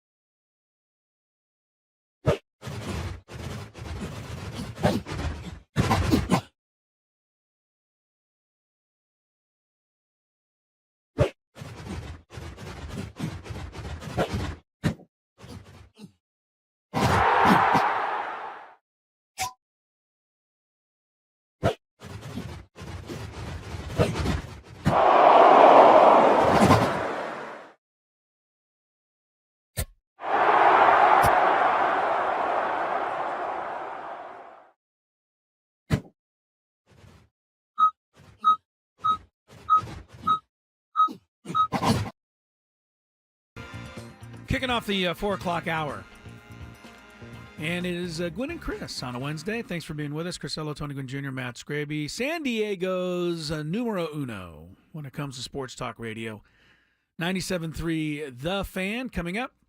A little Chris versus those fans. A couple of quick stories. If you're just tuning in, Jets have a new head coach. It is Aaron Glenn, coming off a rather poor performance, I might say. Chris, you are crushing this guy for... You're basing his entire year off of this one game. We discussed it yesterday. Aaron Glenn. We discussed it yesterday. We said that's a bad final presentation. I don't think it changes anything. It didn't. Apparently, Cincinnati Bengals have a new defensive coordinator. It's the Notre Dame defensive coordinator who also did not exactly turn in a sterling performance in his last outing. So man, you might be right. What can I tell you? Yeah, if we was all judged by our last outing, we you're only good as your last at bat, as they used to say. Raiders have a new general manager, former Tampa Bay assistant GM John Spytek, who's great last name. Yeah, well, his best qualification is that he was a teammate of Tom Brady's at Michigan. Are you saying this is a Brady hire? Maybe he had something. I mean, he works with the Raiders. He might have had something to do with it. And a quick story that we haven't touched on yet. I thought it was funny, unless it's in the sorry, I didn't look. Joe Mixon in the Big Five? No, he's not. All right. Joe Mixon got a $25,000 fine for the NFL for something that former Bengals wide receiver T.J. Houshmandzadeh said in complaining about the officiating in the Chiefs-Texans game. What happened? What did he get? Here's what happened. Here's what happened. Mixon said after the game, everybody knows how it's playing up here. You can never leave it in the ref's hands, et cetera, et cetera. Former Bengals wide receiver T.J. Houshmandzadeh posted that he was in agreement with Mixon, but he wrote, "Why play the game if every 50-50 call goes with the Chiefs? These officials are trash and biased." That's what Houshmandzadeh said. Somehow the NFL got mixed up. They gave Mixon a $25,000 fine for what Houshmandzadeh said? For the 50-50 quote that Houshmandzadeh said. Joe Mixon is laughing. He said, "Let me get this straight. I get fined $25K for something I didn't even say.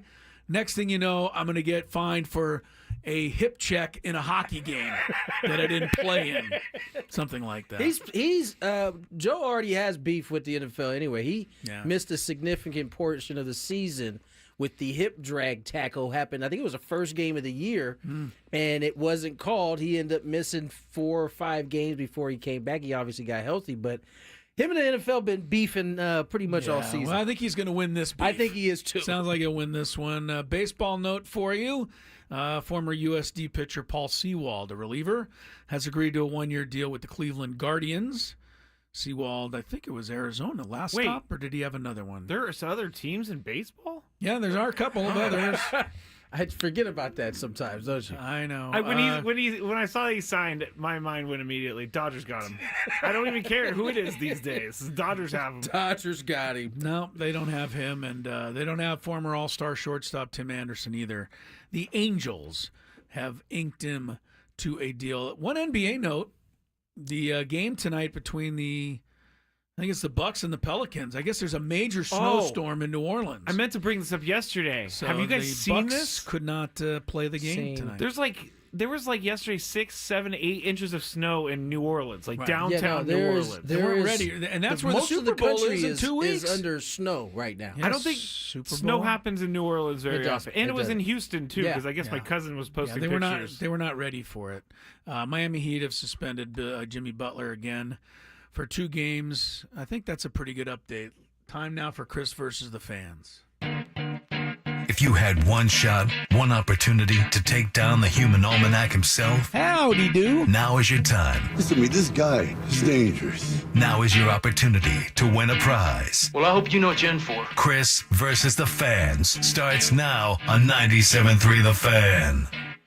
All right, let's get to the rules. You have to make it through. Oh, actually, let me do the prize first because we got a small change in the prize. It's going to be, the concert is actually going to be a little bit later in the year. I guess yesterday, Scorpions one concert. of the Scorpions had something happen, and they had to postpone all of the shows until August. So that is what you're playing for now. And if you've already qualified, don't worry. You're just going to roll into the August date if you win. So you will be qualified for a chance to win our grand prize, a trip to Las Vegas to see Scorpions on August 14th, plus a 2-night stay at Planet Hollywood and a $100 gas card. I often wonder how many people think I'm so annoying because I do the same thing over and over. I'm sure some people out there think you're annoying. But it's all right. We love you. Everybody thinks you're annoying, except for those who think we don't treat you fair. That's including my Which wife, is another by the way. I don't know if you bunch were here of for people. that. I know.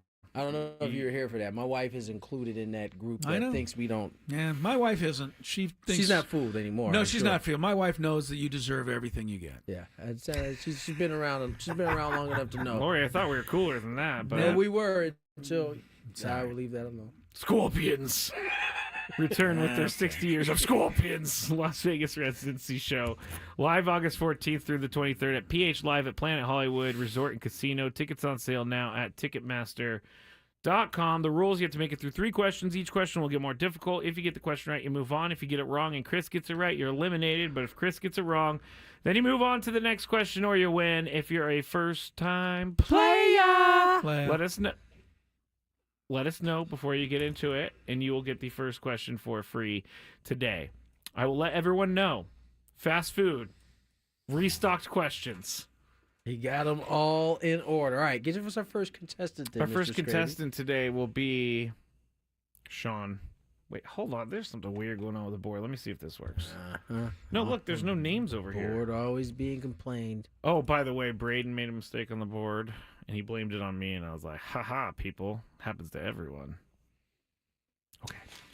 Just throwing everybody. We're not under the interested bus. in any of your.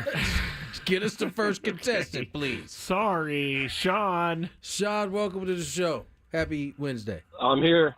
Let's Thanks, do Sean. it. First Happy question. Wednesday. Yes, sir. Well, Sean, Josh McDaniels was the head coach for which 2 NFL teams?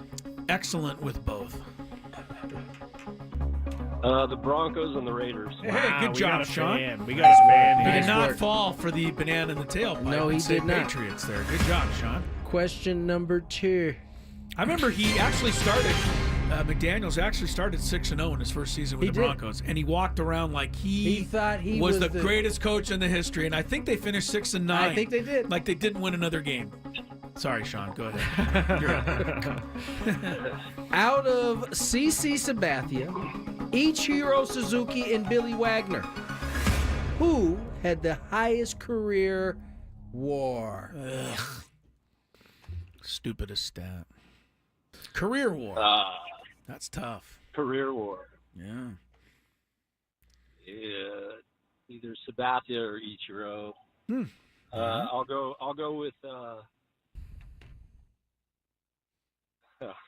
Sabathia. He's going with Sabathia. He got Nice it. job. CC's war was like 63 and Ichiro's was 60. You know what's Close. interesting? It's not often that 2 guys who came in at the exact same time go into the Hall of Fame award. CC was talking about how he was upset with Ichiro because he stole the Rookie of the Year award from him their rookie season. Although Ichiro was a much older rookie. A lot of people didn't think he should be eligible for Rookie of the sure. Year at the That's time. right. That's right. That's right. That was one of the conversations. Because he wasn't truly a rookie to baseball. All right, here we go. Question Very good, Sean. number 3, Sean. I thought Sean would place the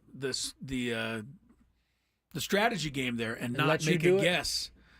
He And still then- may use that here on question number 3. All right, let's see what he does. Tony's so funny, man. He can't say the question if he doesn't hear that music.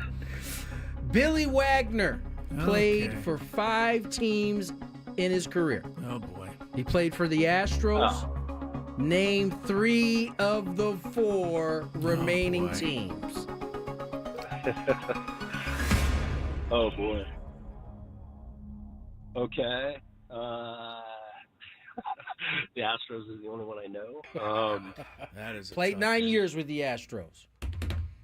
Let's go. I'm gonna go Angels, Cardinals,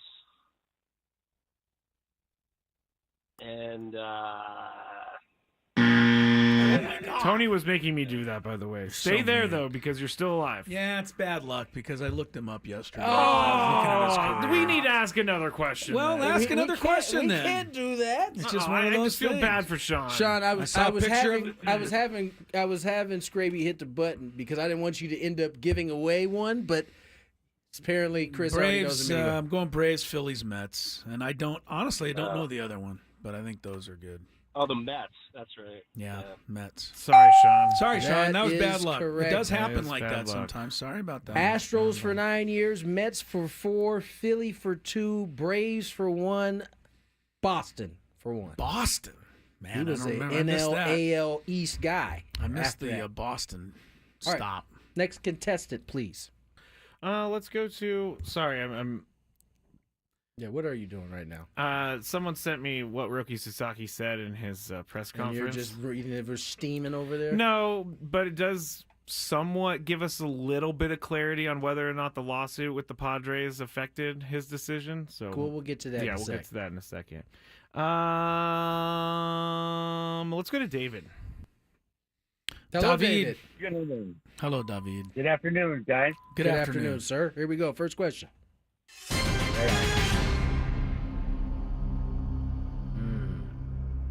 What food eat? Oh, here we go. Here we go. A McDonald's Egg McMuffin has an English muffin, egg, cheese, and what meat? And what meat?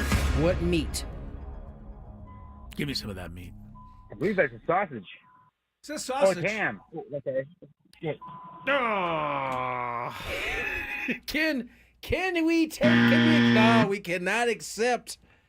And now ham. he's ruined it for everybody. Because Pretty sure it's Canadian bacon, isn't it? He's ruined it for everyone, though. We can't take another call for a little bit because I had to dump it. Oh, did he swear? Yes, he did. Oh, Okay, sorry so about we that. should we Try just not to let's swear, just stall everybody. for a little bit. Let's slow this thing down a little bit. Don't swear. Yes. Try not to swear. Don't even try not to. Just don't. Touche. Don't swear. Yeah. The answer was Canadian bacon. It was, Ham. yes. Although I mean, It's so close, but people it's not will official. Argue you down that they're the same. I know they They're would, not. but it's not official. Not Yeah. official. All right. Next contestant. Can we get back on there yet? Back in business yet? Not yet. All right. How long does the dump button work for? Like in 25 minutes It now? blinks until it's ready. Oh, so it's Really? still blinking. It's still blinking. Interesting. Still blinking. And so that means they haven't caught up to us yet. That means it's trying to build back up so that it can delete more. It's like when in I hit case the you dump have button, to dump it again. Yeah, I have like say 10 seconds of audio that it will get rid of so that it doesn't hear the swear word, and it has to steal audio leading up to it so it can do it again. Okay, well, you think you're gonna get another curse word here in the next? It's too dangerous. He's not going to risk it. Let's just go to Greg in San Diego and All right, Greg. And Greg, please don't swear. Yeah, Welcome you're to under the the show, gun, Greg. Greg. I promise I won't swear. All right, Thank here we you, go. sir. First question.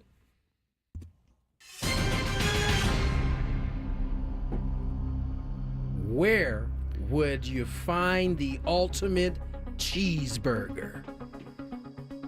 The ultimate cheeseburger. Ultimate cheeseburger. Ooh. Ultimate cheeseburger. Gotta go up. Oh, I'm not sure. McDonald's. McDonald's. McDonald's. They got no, they don't have the ultimate cheeseburger. No, they don't, really. I mean, it's 2 buns and just the smallest little burger in there.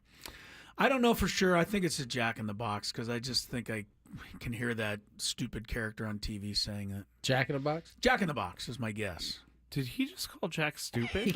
He called Jack stupid. I man. did. That is ridiculous. And it's right. also correct. I got it right. You're a jerk, man. Sorry, Greg. We moved to You don't find Jack, the guy Jack in the box with the round head? Yes, his name is plastic Jack. head? I think Jack has. You don't find him to be he's not slightly really around annoying? I think he's calmed down. Early on, I did seem He Jack was was a little way out of He was a control. little much, but I think he's toned it down over. I used to years. get all the little Old age has antenna. simmered him down a little bit. Oh, you think that's it? I think Jack's that getting it. older? He's getting older, man. It's maturing. Man, his face never looks better. He hasn't aged a bit. What's When the I next was a contestant? little kid, I mean really little, I thought that the Jack in the Box really talked to you when you pulled the car through the drive-through. Oh, you I thought didn't get that the was fact that there was a person in the you thought restaurant. that was Jack talking to you. I thought it was actually Jack because they were the first ones to invent the drive-through. Jack in the Box. Yeah, they were. Go back and way back when. That's true. Oh, totally. No, it was some ham store. It was like a burger place. Hamburger place? Yeah, no. I actually was looking up questions this morning, and I saw this. The first one... Who invented... Well, it's Red's Giant Hamburg in Springfield, Missouri in 1947. It's a brilliant idea, I tell you that. I know many people are giving McDonald's but that didn't start until 1975. I'm sure Jack in the Box was way ahead of McDonald's. How can you not have had a drive-through up until 1975? Because remember, they used to skate out to your car like at Sonic's. Like, come out, bring you your thing. Yeah, you remember when you guys made me do that? I do remember. It's like a deer on ice. Didn't go too well. All right. Tiebreaker. Well, who's our player today? According to this, In-N-Out Burger gets credit 1948. Ooh, Red's Giant Hamburg was 1947. So I mean, all right, well, then there you go. Really checking for Red Hamburg. According to Wikipedia. Scraby, our next contestant? Yeah, go ahead. Wikipedia is not always right unless it fits my argument. Scraby, our next contestant? Wyatt. Gosh, welcome to the show, Wyatt. Oh wait, who's our player first? That's what I just asked you. Oh, who's our... Yeah, for tiebreaker. The first identified drive-through restaurant established in 1947, Red's Giant Hamburg. Very good. All right. 1921, first drive-in restaurant where they brought the meals out, Kirby's Pig Stand. Oh, man. Very good. I would have loved a pig stand. Everybody's getting all this information. All right. I need to think of a player. Sean Kemp. Okay. There it is. Sean Kemp. The human highlight reel. That was Dominic Wilkins. He was the Rain Man. Rain Man. Sean Kemp. Sean Kemp. He was also was the pretty father awesome. of our country. Sean Kemp? Oh, he had like... Oh, he's double got, digits. Yes, he has lots of kids. He has lots of kids. Spread out all over. I thought you meant he was like a founding father or something. He was a founding father. Well, in some circles, he might have been. Oh, he was great in NBA Jam. Okay, let's go with Wyatt. We're doing a tiebreaker, Wyatt. So stay right there. I'm going to ask Chris a question. He's going to give me a number. You're going to guess whether or not the actual answer is higher or lower. Chris, how many... let's see. How many total rebounds did he have in his career? Ooh. In how long of a career? 14 years. Really? Sean Kemp. I'm trying to think how many rebounds you would have in a season. 10 per game. 800 times 14. I can't do that math. 800 times 14. Yeah, that would be my guess, whatever it is. I'll tell you right now. 800 times 14, 11,200. That's my guess. Thank you, Tony. 200. Wyatt, is the answer higher or lower? Let's go higher. Higher, he said. Sorry, Wyatt. Just a tad lower, huh? That's a lot of not a tad lower. Like what did he average? What What did he average?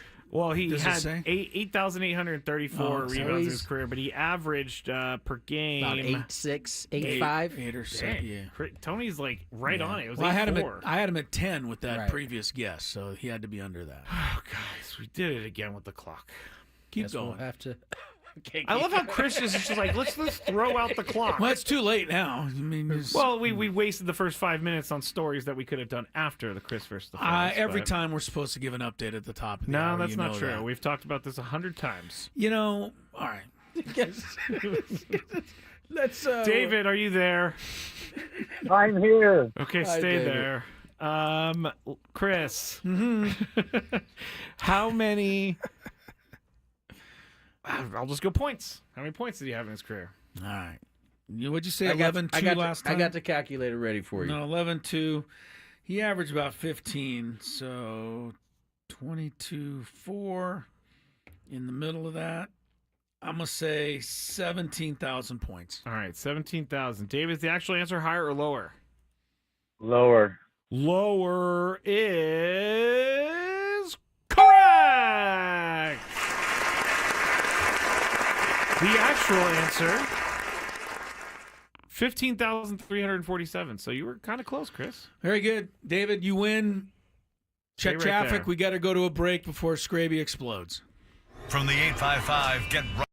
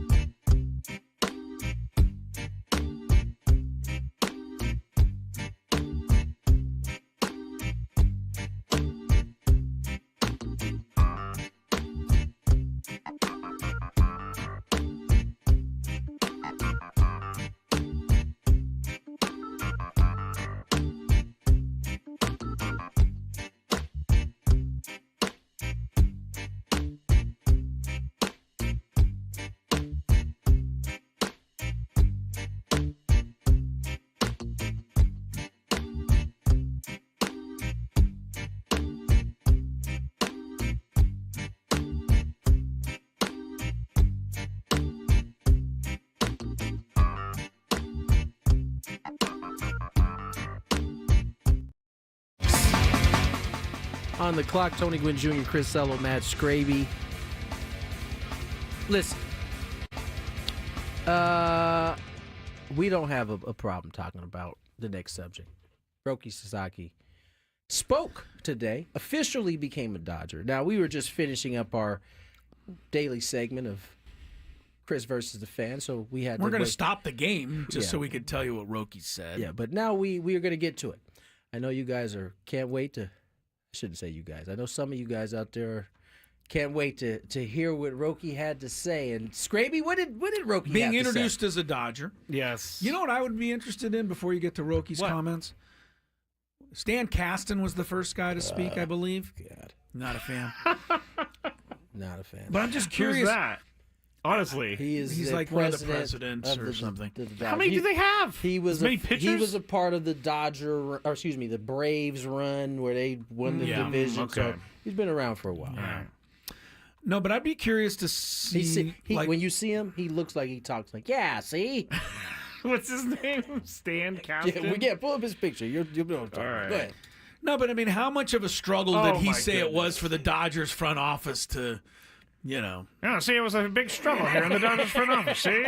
to get Roki to go there. You know what I mean? I can just hear the sob story that Stan had. How hard they had it was so brutal. We had so much trouble getting him to come. That assignment just kicked our behind. Yeah. All right, go ahead, Scrape. It's so annoying. And also, Roki's been at like Laker games. For a guy who doesn't like attention, he seems to love attention. He's been to one Laker game. It doesn't matter. You said Laker games. You know, he had to go Laker to Toronto. games is the same as people. He had to go to Toronto, and during his visit, he had to throw because he needed to show that he needed to keep his throwing threw schedule. here too, apparently. Well, he's at a freaking Lakers game instead of throwing. This guy is my number one enemy forever. You couldn't wait to slander this guy now that he's not a Padre. Well, the more I read about it, the more I realize that he's a big old diva. Okay, so what did he say, Scraby? What did he say? Good question. Well, he said that the number one reason in his opening statement, he said the number one reason he chose a team was where he could purely grow as a player the most. That was his thing. Is this raising some antennas now? Well, yeah, because Dodgers can't keep their pitchers healthy, so why would he want to go to a place that he's going to get hurt? Now, here's what everybody wanted to know, and I've been wondering this same thing. Did the Padres lawsuit have an issue or make it so that he didn't want to sign with the Padres? Well, the answer is we still don't know because he didn't say anything like that. But he did say that stability of the front office was the number one thing that stood out to him about the Dodgers. And so, as you could wait a imagine, minute. I thought he just said that the place where he could grow was the number one thing that stood out. Is he double speaking here, Scrape? Maybe this is two tweets kind of cobbled together. Yeah, but he did say that the Dodgers' stability of the front office was one of the reasons that he chose them. So now Padres fans are running with it, and I think it's not just fair. Padres fans. It's everyone. I think it's Ben Verlander. He tweeted this. Let me get that tweet. So Bill Shakin said, Roki Sasaki on the Dodgers, quote, the number one thing that stood out was the stability of the front office. Ben Verlander said, yet Padres screwed themselves out of getting Roki Sasaki with their ownership drama. That is all Ben Verlander. Right. Just keep that in mind. That is not what opinion. Roki actually said. No, he didn't. He said that he wanted to go to a place that he thought would help him grow. We are seeing a slew of other players make a similar decision. So, listen, the funny thing, it's not really funny, but the thing I picked up on was AJ Preller's comments after. He seemed kind of pretty strong in terms of the type of presentation they put together. He did say he was proud of everybody in the organization. He felt pretty good about it. So they gave it their best shot. At the end of the day, if a guy don't want to come here, you don't want him to be here, quite frankly. No matter what his talent is. And it certainly seemed like, based on what AJ said, based on what we've seen, he didn't want to come here. Padre fans are going to run away with a lot of stuff. But can we say it's fair that possibly is a factor? Can you say that anything is possibly a factor? Sure.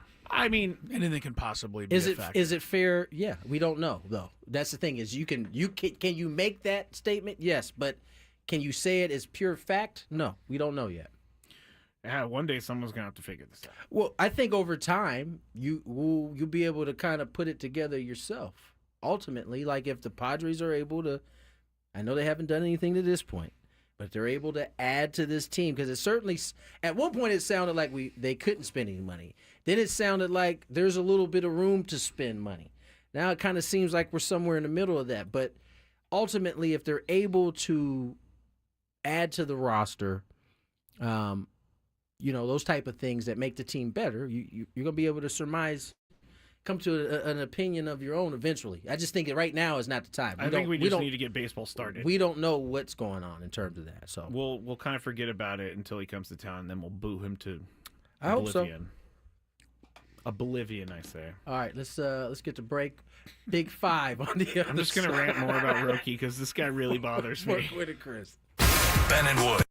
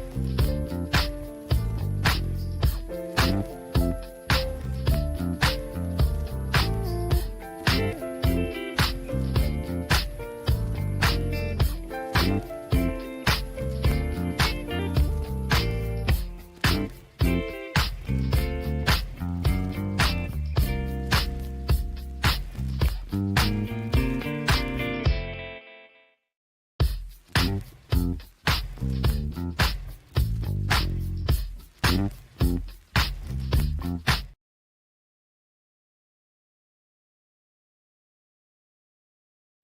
right. Scrappy's got a big 5. Let's get to it after we help you get home with some traffic. From the 855 Get Ross Traffic Center, protecting San Diego after accidents or injury, here's Kelly Danick. Crash still blocking the fast lane, south outside 805 right before Sorrento Valley Road. Now an accident eastbound 52 past Sancho Road. Several vehicles got into it. They're all trying to make their way over to the right shoulder. And looks like they are picking up cones. Camino del Norte off-ramps, both north and southbound 15. That brush fire got knocked out. Thanks to fire crews for that. And just to take it extra carefully through that area as well. Along Camino del Norte, it was closed between Carmel Mountain Road and Bernardo Center. Probably still picking up cones there. And Kelly Danick with Gwynn and Chris, San Diego's #1 sports station, 97.3 The Fan. It's that time of the show when we check on the latest in sports. Only the most important topics and questions are brought to light. Stop what you're doing and listen. These news stories will astound and amaze you. The one, the only. Oh my God, who the hell cares? The Big Five starts now on 97.3 The Fan. This hour on 97.3 The Fan is brought to you by Robert Half. 9 out of 10 hiring managers are having difficulty hiring. Robert Half is here to help. Our recruiting professionals utilize an award-winning AI to connect businesses with highly skilled talent. At Robert Half, we know talent. Oh, wait, let me reread that. At Robert Half, we know talent. Visit roberthalf.com/talent today. Let's get right into it. And Number 5. I wrote this morning, so it's not like I'm reacting off of the Roki Sasaki press conference. But, Chris, you're going to be up first, so listen up. With the Dodgers spending all sorts of money on free agents, some former Dodgers are on the outside looking in, like Gavin Lux. He was banished to Cincinnati. Walker Buehler was allowed to walk to Boston. And Jack Flaherty is likely not to sign back with the team because they have about 17 starting pitching options right now. Chris, do you feel some type of way if you are Gavin Lux, Walker Buehler, and Jack Flaherty?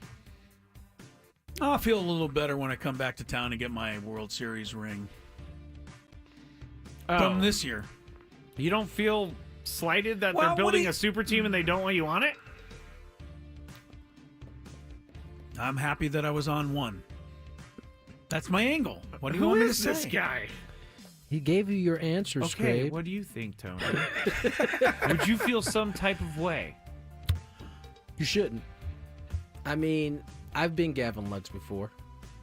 You mentioned that 2010 or 2011 Tony, right? That got kicked off of the Padres. Right.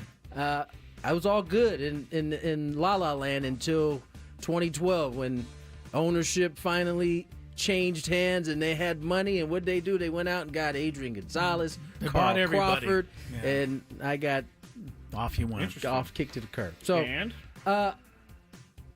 In my mind, how I thought of it was, well, I should have been better. They wouldn't have had to go out and get somebody. If I hit 390, they would not have replaced me. I don't even know if it needed to be 390. I just needed to do better what I was doing. Yeah. And that's ultimately how the game goes at the big league level. If you're not getting the job done, a team that wants to compete is going to go out and get somebody that will.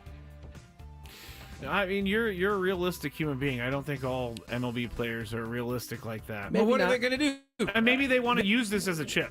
And you should. I did. What's Gavin Lux going to do? We just come out in the media and just downgrade and disparage the Dodgers organization? What does that look They like? gave him a chance to play in the big leagues, and he got a World Series ring. Now go prove him wrong. They shouldn't have traded you. I mean, yes, it hurts. You want to be a part of, especially that's the only place he's ever been in his entire career. However, you can now use this energy as your chip. Yeah. Gavin Lux is going to be doing ads. It's a good ballpark to go to, I tell you that. For him, yeah. It's I'm trying to think. Oh, yeah. He's going to be great for advertising Gold Star Chili in Cincinnati. Number 4. All right, no laughs. The new virtual TGL Golf League. Do we know what Gold Star Chili is? It's like Skyline, but it's the lesser Skyline. Should have said Skyline. We might have got. No, but I wanted to say Gold Star because anyway. Yeah, it doesn't matter. The new virtual TGL Golf League may have something the PGA Tour may want to use. A shot clock, because players in TGL have 40 seconds to hit their shot, and that means things wrap up in about 2 hours for 15 holes. This will never be the case on the PGA Tour. They're not trying to make it a 2-hour round. And Justin Thomas says that they talk about ways to speed things up every single year. Isn't he one of the biggest? He's one of the biggest offenders. Yeah. But he was also saying this is the question that they ask themselves every year, because if you speed up the pace of play, how much time are you going to save? So, Tony, they're asking themselves this question. You'll answer it. Is saving 15 or 20 minutes worth big changes? I'll ask you this. Has the 20 to 25 minutes made a difference in Major League Baseball? Indeed it has. I think we all have said this. I don't know how we were watching baseball before this. Cutting off 25 minutes is a huge, huge deal. It may not feel like it, and it may not feel like it to the people on the course, but for the spectators, it certainly matters. The people watching on TV, it certainly matters. So, yeah, I think it does matter. All right. Chris, I almost forgot about you. Well, it's the same answer. Okay. But here's my other one quick thing I will say about golf. Unless I'm out on the course following a group, I don't really care about the pace of play. Yeah, because there's jumping around. Right. When I watch it on TV, they jump from one guy's shot to the next anyway. So I don't really find myself waiting around too much as it is as a viewer. I think you're right. If you were having to watch one group for 18 holes. Like, hurry up, hit a shot. But that's not the way it is for viewers. That's a great So point. maybe it's less important. When it comes down to like final groups, when there's only a few guys that they're showing and you're watching them read putts for hours, it just gets a little much. But 15 or 20 minutes, I don't know. Not really worth it. Well, no, I think it is worth it, as Tony said. I mean, baseball's down 20, 25 minutes. That's all. Seems like it's down like an hour and a half. It really does. It does seem like a whole doing different those world. games. I mean, I have like I get hot flashes thinking about being in the booth doing a Pittsburgh game that's in the first inning after an hour and a half. Yeah, that was brutal. Oh, yeah, you've talked about that game for 4 years now. That day. It was like a 4.5 hour game. Who was the 9 Pirates innings. hurler that day that drove you crazy? It was the guy who was playing tic-tac-toe with Musk. Gosh, I can't. Chad Cool? Cool. Yeah. It was Cool. Oh, Kuhl. Cool Yeah, Chad and Cool. Snell struggled Yeah. immensely. Yeah, it was you were bad. there for a while. Yes. Number 3. Sorry, I had to lay that on you guys. It was just No, came pouring out. we're used to grabbing it. We've heard it Yeah. for 5 years now. The Rams are looking into the offseason after being eliminated by the Eagles on Sunday, and Cooper Kupp is square in the targets for a candidate to be released. He has 2 years left on his contract, but only $5 million is guaranteed in 2025, and the Rams can save quite a bit of cash by releasing Kupp in the coming weeks. He would otherwise carry a $29.8 million cap hit next season, which probably makes the Rams' decision for them because they cannot carry a $30 million cap hit on Cooper Kupp. Chris, is Cooper Kupp still a number 1 wide receiver in the NFL? I don't mean to be mean because I really like Cooper Kupp, and every time they throw a ball in his direction, he seems to come down with it. But he's not even the number 1 receiver on his own team anymore. That's true. Nakua is. So, yeah, I would say he probably isn't. And this is how life of an NFL receiver goes. Unless you're Jerry Rice or somebody you stay at the top forever. You know, his time is kind of past. And he can still play at a high level, but not for that kind of money. Yeah. Number 2. Tony, oh my what'd gosh, you I think? did it again. Yeah, it doesn't matter. Where's he going? Sorry, Tony. What do you want to talk about number Cooper 2? Kupp still a number 1 wide receiver in the NFL? No, he's not. Okay, on the next one. Just go ahead. No, he's not. I think, he's very productive. I think he'll be better served moving to the slot, being another guy where he's still tough to guard. I'm not saying that and he never doesn't catch the ball. And he always right? catches the ball. Yeah. But this is, you start to age, those miles start to log. I think he's not a number one anymore. How quick does it go? 2 years ago, number one fantasy pick overall, Cooper Kupp. 2 years ago. No, it's true. Last year, number one was McCaffrey. I mean, it changes quickly. McCaffrey's not going to be because of the injuries this year. It'll be somebody totally different. All right. Number 2. As the dust settles on Tanner Scott's deal with the Dodgers, we're learning more and more about what other teams were in on him for. According to Pat Ragazzo of Mets and Yankees on SI, the Cubs were unwilling to commit to Scott for 4 seasons, which has the Cubs fan base asking why. With the Cubs being in the middle of the pack in payroll for next year, it was never about the money. The question remains, if the Cubs could afford his price tag, why were they so unwilling to commit to a 4-year deal for an all-star reliever? So, we've been talking about the owners needing to spend more. Tony, is this a case of the owners not wanting to spend? The Cubs, certainly.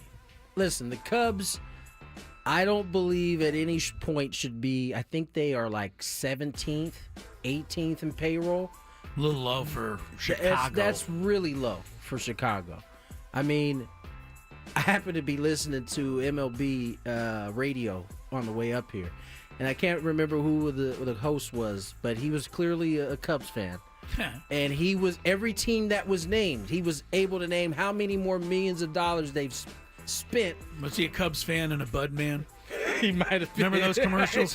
Harry Carey, I'm a Cubs fan and a Bud man. And a Bud man. Yeah, I think in their case it is. They are one of the teams, because this is going on, what, maybe 3-4 years 2016 is now almost a decade ago that the Cubs won it. They won it. So. They were competitive for 2 more years after, and since then they have punted on the season.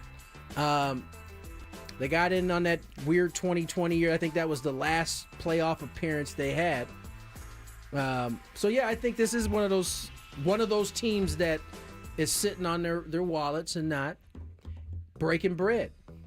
Is this number 1 or number 2? 2. Okay, I'll go a little quicker. I don't think it matters what the Cubs did. It's pretty clear that Tanner Scott chose the Dodgers because of their great culture. On you go.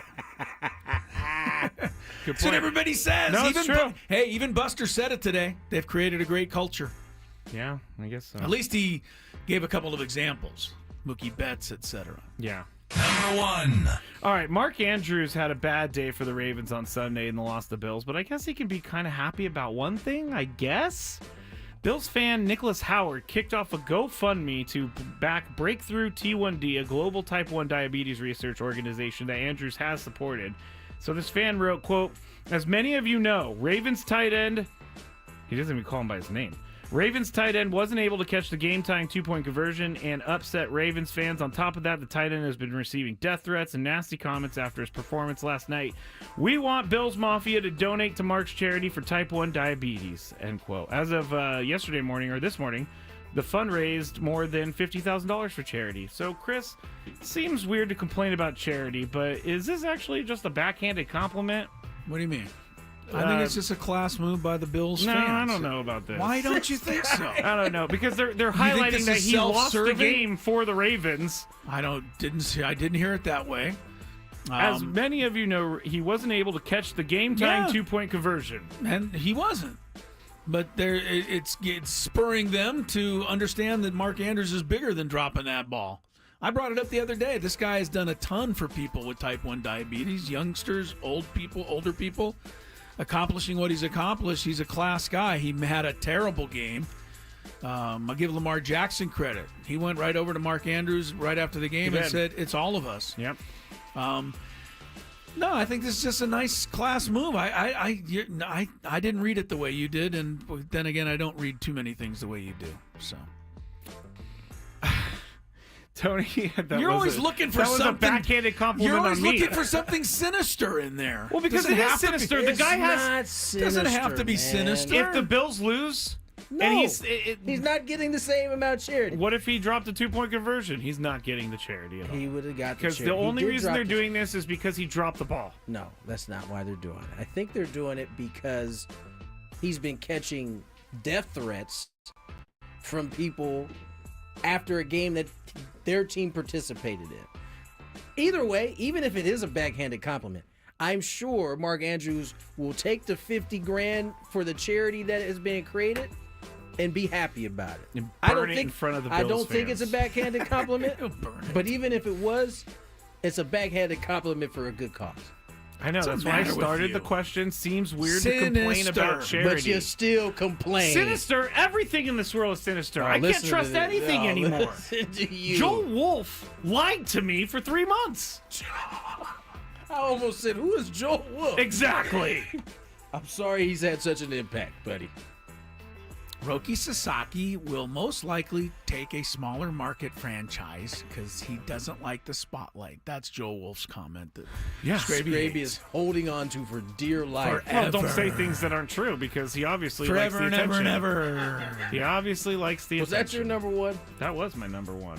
I can't believe you're ripping the Buffalo Bills fans for donating $50,000 to charity. I cannot believe it. He sent us to the AFC Championship because he dropped the ball. Everybody, let's backhanded donate to him. There's no such thing as backhanded donations, by the way. I know, it does seem weird to complain just about charity. ridiculous. It does seem weird to complain about charity. But you do. I'm with Mark Andrews on this. I'm going to stop bullying. Tony and Scraby are going to carry you the final hour today. I'm off to women's basketball. And then the Chronicles after that. So you're in good hands on 97.3 The Fan.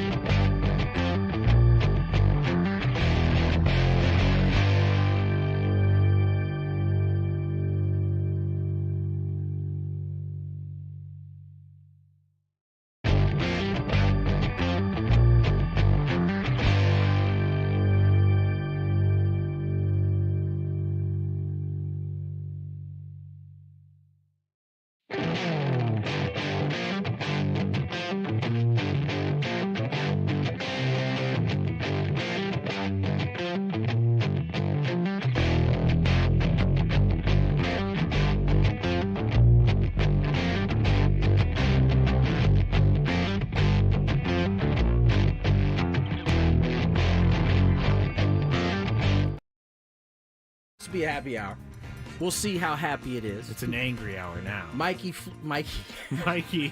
Flicks will join us last segment of the show to talk a little high school basketball.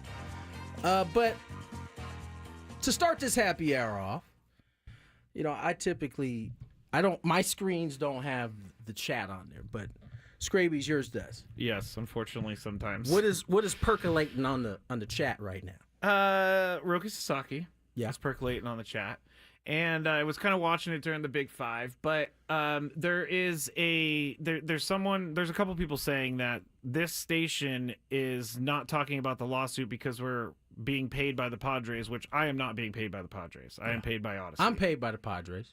Yeah, for sure. They're just saying that they're saying that you are compromised. How so?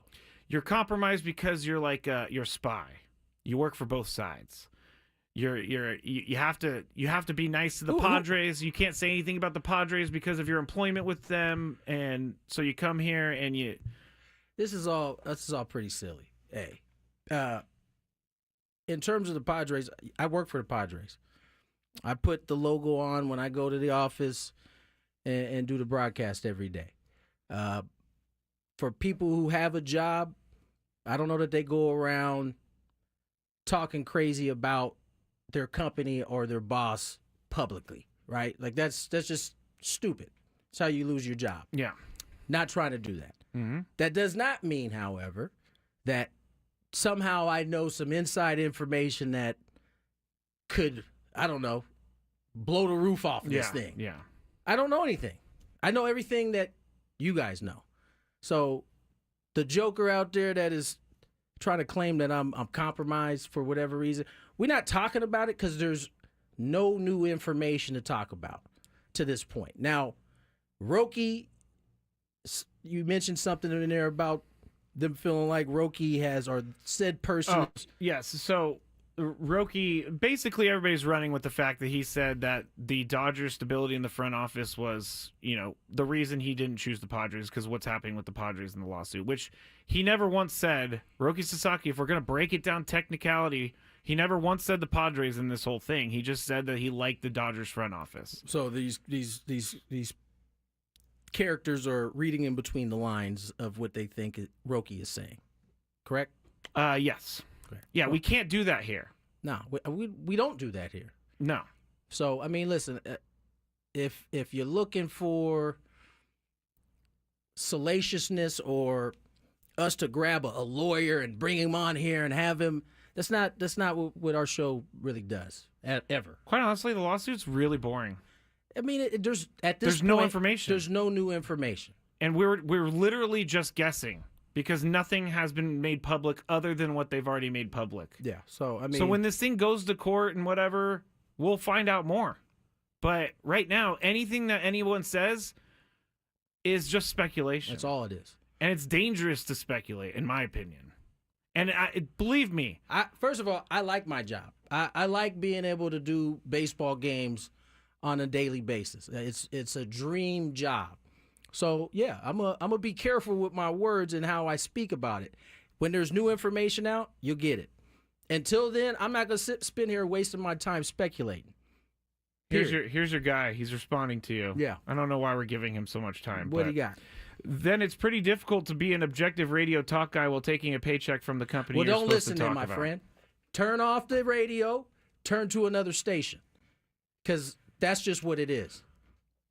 And, I'm sorry you feel that way, my man. What's the tag name? Go ahead and give it to me. No, I'm not going to. Why not? I don't know that last word is radio friendly. Oh, okay, fair enough. I'm not sure though. I'm Fair not enough. sure. Anyway, that's what it is. So, take it or leave it. I'm gonna be up front in terms of where I stand on it. When new information comes, yeah, we talked we'll about present it. We'll talk about it without a doubt. But I've never been told by anyone within the Padres organization what to say, ever. I've never even seen those guys in here before, ever. Never seen one Padre executive in this radio station. Now, I'm only here from 1:15 till 6 o'clock. So, I'll just leave it at that. I'm not going to waste my time with it too much. All right, let's get back to the regular scheduled program here. I think we're going back into Roki Sasaki now. We are, because it's time to do our recap. And Roki Sasaki, for the first time today, spoke as a Los Angeles Dodger, and I mean, he really said all the things that everybody else says when they pull up and put the uniform on. And the Dodgers got a great setup, wanted to be here, liked the team, blase, blase, blah. No real new info in terms of what he had to say in his signing today. Yeah, he just basically said the Dodgers are way better than every other team in Major League Baseball, and they gave me what I was looking for, so I'm going to go there. No, he didn't say that, but he did say that stability of the front office was a thing. I don't know, and I've been reading everywhere trying to find this, because some of it he did speak in English, and some of it is through the interpreter, but I don't remember, or I haven't seen him say the Padre specifically. Their front office situation was a reason. He also basically said that he likes the Dodgers because they were the team that was going to make him a better baseball player. And so those are the reasons that he chose that team. Possible next steps for the Padres. My man AJ Cassavell kind of went over this a couple days ago when he wrote the article. Obviously, the Padres need pitching. That's probably where they go next. How they get there is the question. Do you move one of your relievers? Do you move one of your starters? That would seem to be kind of defeating the purpose, moving a starter when you need starters. Yeah. But, I think Padres certainly haven't spent any money to this point. How long will that last? Will that last? Do they make a move before spring training? Everyone that we talk to expect AJ Preller to make some sort of blockbuster trade at some point. Now, no one knows where that trade's going to be or what that trade's going to be. One of the things that AJ Cassavell brought up, as opposed to maybe moving a reliever, but possibly changing a reliever from reliever to starter. And Adrian Morejon was the name that came up. Remember, Adrian started off at the big league level as a starter. He did, yeah. Now, they moved him to the bullpen, I think, for durability issues.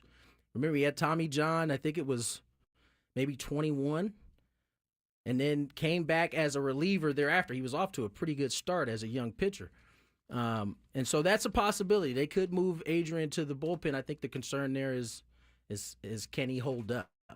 Yeah. The Padres have had some success, obviously, moving lugo to starters, going back to Seth Lugo. Last year it was Michael King. We saw the success for both of those guys, and Seth Lugo has continued to have success as he's moved on. Yeah. Could Adrian Morejon be one of those guys? I mean, he was really good at the end of last year. He had some great outings, but does a team want to take a chance on a guy who's had two? He's had two Tommy John surgeries, right? I'm not sure if he's had one or two, but I to know make he's sure. had one for sure. That's a good question. I mean, it obviously weakens your bullpen that already got weaker based on losing Scott at this point.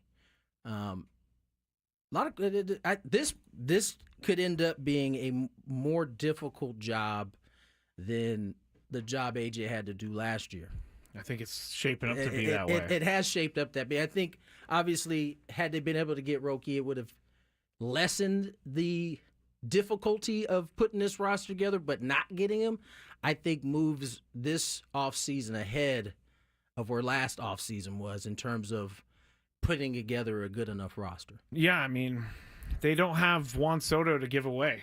And that was the big. That's right. That's the reason that they were able to do what they did last year. That piece alone netted two major pieces for the Padres. You could argue three, because Vasquez early was an important piece just to bridge the gap to get to the deadline where you could add a starter. Yeah. And so that's another arm that I think you got to think about in terms of this year's rotation. He's got some experience. Can he take that next step now after, I would call that a pretty successful rookie season. I don't know if he was considered a rookie, though.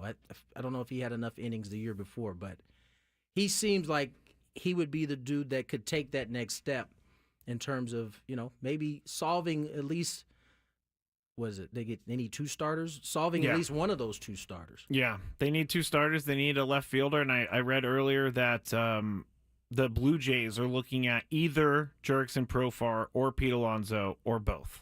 So, I mean, Jurickson's got a market out there. He does, and I'm happy for Jurickson that he has a market. It took a little bit to develop, but his name has started to percolate a little bit more since Santander came off the board. So, all of a sudden the Blue Jays are like this highfalutin spending team. Well, remember they were going after the big free agent, Shohei. They were going after Shohei last year. Yeah. They were in on some of these. Who was a big free agent that signed early for these? They've been in on pretty much. I feel like everyone. Their name has been on everybody. Yeah, I mean, I think they were even trying to get Juan Soto over there for a little bit when he was doing his tour. That's who it was. It was Juan Soto. They were willing to dump the whole bucket. So all that cash they have for him sounds like they're just spreading out now. So we'll see. Let's get to break. More Gwynn and Chris on the other side. There's some traffic. From the 855, get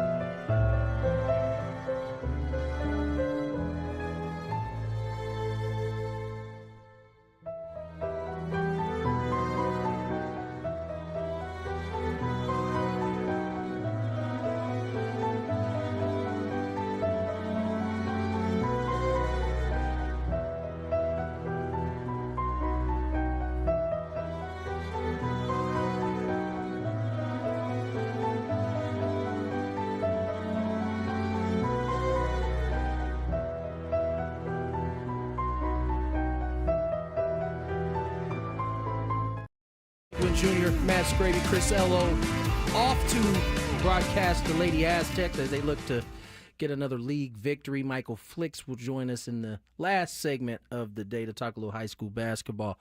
Scraby, put me up on what's happened. What happened with this Notre Dame situation? I saw you sent this story in there. I read a little bit of it. I didn't get a chance to finish it. This is my story. Yeah, this is well. That's part of the reason I only read a part of it because I know you sent it, and I was like, this is probably some conspiracy. It's kind of crazy though. What you got? Okay, so Notre Dame loses the national championship. We all know that, but apparently after the game, a reporter, a college reporter, he's actually well known, Dan Wolken. Dan Wolken, yep. He tweeted this out after the game. He tweeted, bizarre scenes from the Notre Dame locker room, players yelling at reporters, coaches warning people not to ask certain questions. Amateur hour is what he wrote. And so people were very upset that he wrote this because they're saying they just lost the biggest games of their lives and they can't.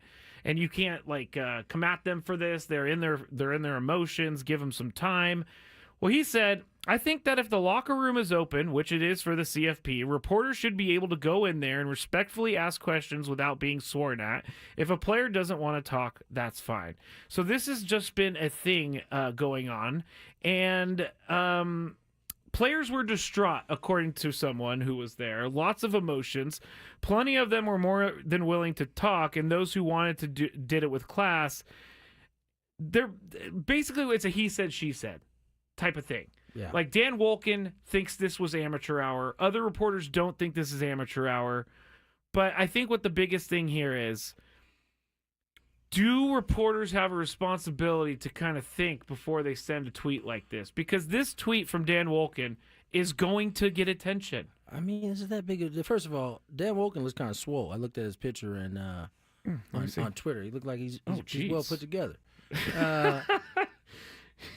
That being said, I don't know that this was all that bad. Like, he's entitled to his opinion in terms of it being amateur hour. Certainly not normal for because it's not like they opened up the doors like right away. Like, the teams go in there, they settle down, or they're given some time to settle down, and then they open the doors. It'd be different if they were just walking in and the reporters are walking in right behind them. How does it feel to lose? Right. Like before they get their helmet off. But, and it may be amateur hour. It is college football. I get it. These guys are getting paid, but these still are young, developing men in a lot of cases. And they may not know how to handle a situation like this. I don't think it's crazy. I don't think his tweet is crazy, but I also don't think players being distraught and maybe the coaches yelling at the reporters not to ask certain questions, and maybe that question was, how does it feel to lose? I might be understandable. It might be understandable to say that. Yeah, I just don't think the tweet is really that big a deal. Like, you got a bunch of college players, just lost the national championship game, probably a little salty. I mean, shoot, we remember Richard Sherman. He won that game. Oh. Who's talking about you? Clemson! Clemson! He won that game. They went on to the Super Bowl. And he was very angry with Michael Crabtree. So I can only imagine losing the biggest game of the year after, you lost the first game of the year. I think it was to somebody you wasn't supposed to, Northern Illinois or something like that. Yeah. Here's another part of this that people are pointing out is that Dan Wolken is coming off as an entitled reporter. Well, one of the tweets he got on that particular subject, the gentleman who was talking to him said that he always, here it is, so you always think you're right and players owe you something. Yes. That's what 25 years did to you? That's what 25 years did to you? Yeah. So apparently people feel like Dan is in this realm all the time. I don't know that. I don't follow Dan Wolken enough to know if he truly is. I do like know that. that he's not like someone who's scared to share his opinion. No, obviously. This is the right time to feel that, be that kind of person. But when I walk into the Padres clubhouse, I immediately go into a different mode of this is I need to be respectful. This is a respectful place. I can't go up to a Padre and then the guy doesn't want to talk to me and then me go tweet, oh, well, he didn't want to talk to me because he was so upset and he was swearing at me. Like, that's not cool. Like, I understand why people are upset, but I also understand Dan Wolken because you can't act like a child after a loss. That is the difference. And he's been covering college football for a while. Forever. 25 years. That is the difference between a pro and an amateur. I know they're getting paid pro type money. Not all of them, though. But not all of them. But that doesn't mean they have the capacity yet to do things the way a pro would do it or handle things the way a pro would do it. Because they're not professionals. They're not there students. yet. They're not there yet. They're student athletes. Yeah. I think that we also have, in a world like, these guys, how do I say this without coming off like an idiot? Or not an idiot, but just... Take the Dan Wolken approach here. Yeah, that worked out real well for him. I think that Dan Wolken's in his feels a little too much. Yeah. Grow some thicker skin. I mean, a college player, in the end, his quote is not going to change your article. So if you don't like what he did, maybe go tell the communications person, but don't go to Twitter. Now, if this was something where these guys were like out of control, like throwing things and they were so angry, then I would understand it. But because some guy didn't want to answer your question, you're going to throw the entire team under the bus. I'm not quite a fan of that either. Yeah. Well, hopefully Dan gets a little thicker skin and the young men become a little more professional if you're taking little pieces on both sides there. Now, I think the real most important question is, did you hear what Patrick Mahomes had to say about these refs? Oh, yes, I did. And I tried to find his interview, but they put up the 3-hour YouTube, and they wanted me to go through all 3 hours to find this interview. It was another Odyssey station. I'll read you the quote. Okay, great. Thank you. The quote starts off with, "I don't feel that way." Because they asked him about the refs calling in favor of him and the Chiefs. I'm assuming so. I was going to get to that, but that's exactly right. At the end of the day, the referees are doing their best to call the game as fair and as proper as they possibly can. And all you can do is go out there and play the game that you love as hard as you can and live with the results. I think that's what we preach here in Kansas City. You get new referees every year. You get new circumstances. And you never can really tell because every play is different, and that's what makes the NFL so special. I feel like I've just continued to play the game, and I just try to win. Whatever happens, kind of happens. It's a bunch of gobbledygook. A bunch of gobbledygook. You're not reading the word. You're not buying the word. What salad? he should have said is, yes, I do get calls, and I'll continue to take those calls. Patrick Mahomes knows that he gets calls. Come on. He knows. And he also knows, because he went on in the interview later to say that he... the flop was a little too far. Yes, he said he knows that he shouldn't have done the flop. But I guarantee you he does the flop again this weekend. I don't think he does it again. He goes, ah! I think... Out of bounds. That's what he does. Ah! I think in the same way it touched Chris's soul and pissed him off so much to the point that he could barely watch the game, he said. I think it was that noticeable. That was dramatic, though, by Chris. I mean, it was, but if you look at, even though I disagree that Patrick Mahomes is getting all these like favorable calls because they like Patrick Mahomes or because they want Kansas City to win, I do agree that the flop was ugly. It was not. It wasn't even good. No, it was. You know terrible. what I'm saying? Like it was like the college one where my man I think he like pushed him and he like 3 seconds delay, like laid out, like oh, like Vladi Divox, like floppy Divox. So yeah, I mean, listen, we've talked about it yesterday, but this is what happens when your team is good. It's typically the team that's losing that is always crying. I'll agree about with the refs. that. I'll agree with that. But tomorrow we have an article of Warren Sharp Analysis, who does a lot of crazy analytics stuff, looked in since 2021 about these playoffs and the penalties for the Chiefs, and he had some findings. I'm sure he did. That I think... Numbers can lie. Numbers can lie, but these numbers not these ones, though. I mean... These are the truthful If numbers. it was 50-50, I would be fine, but it's not 50-50. It's clearly in favor of the Chiefs, and there are numbers to back that up. Well, we're going to explore that tomorrow, but when we come back from this break, Michael Flicks joins us talking high school basketball. When we return, more Gwynn and Chris.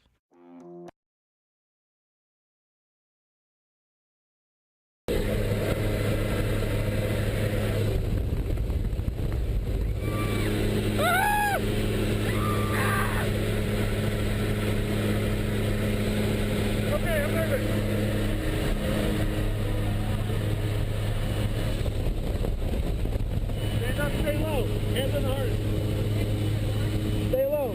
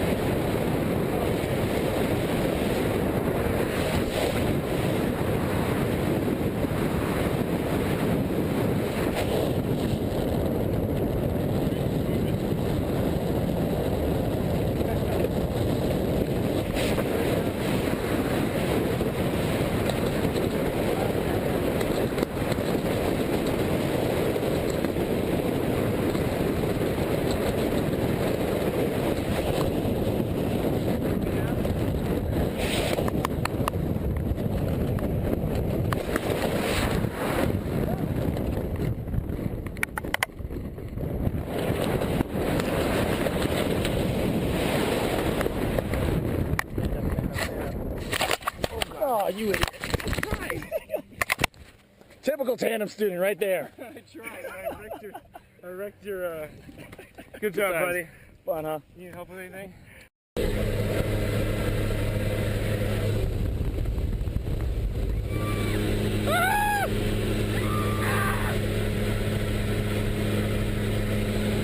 Okay, I'm nervous.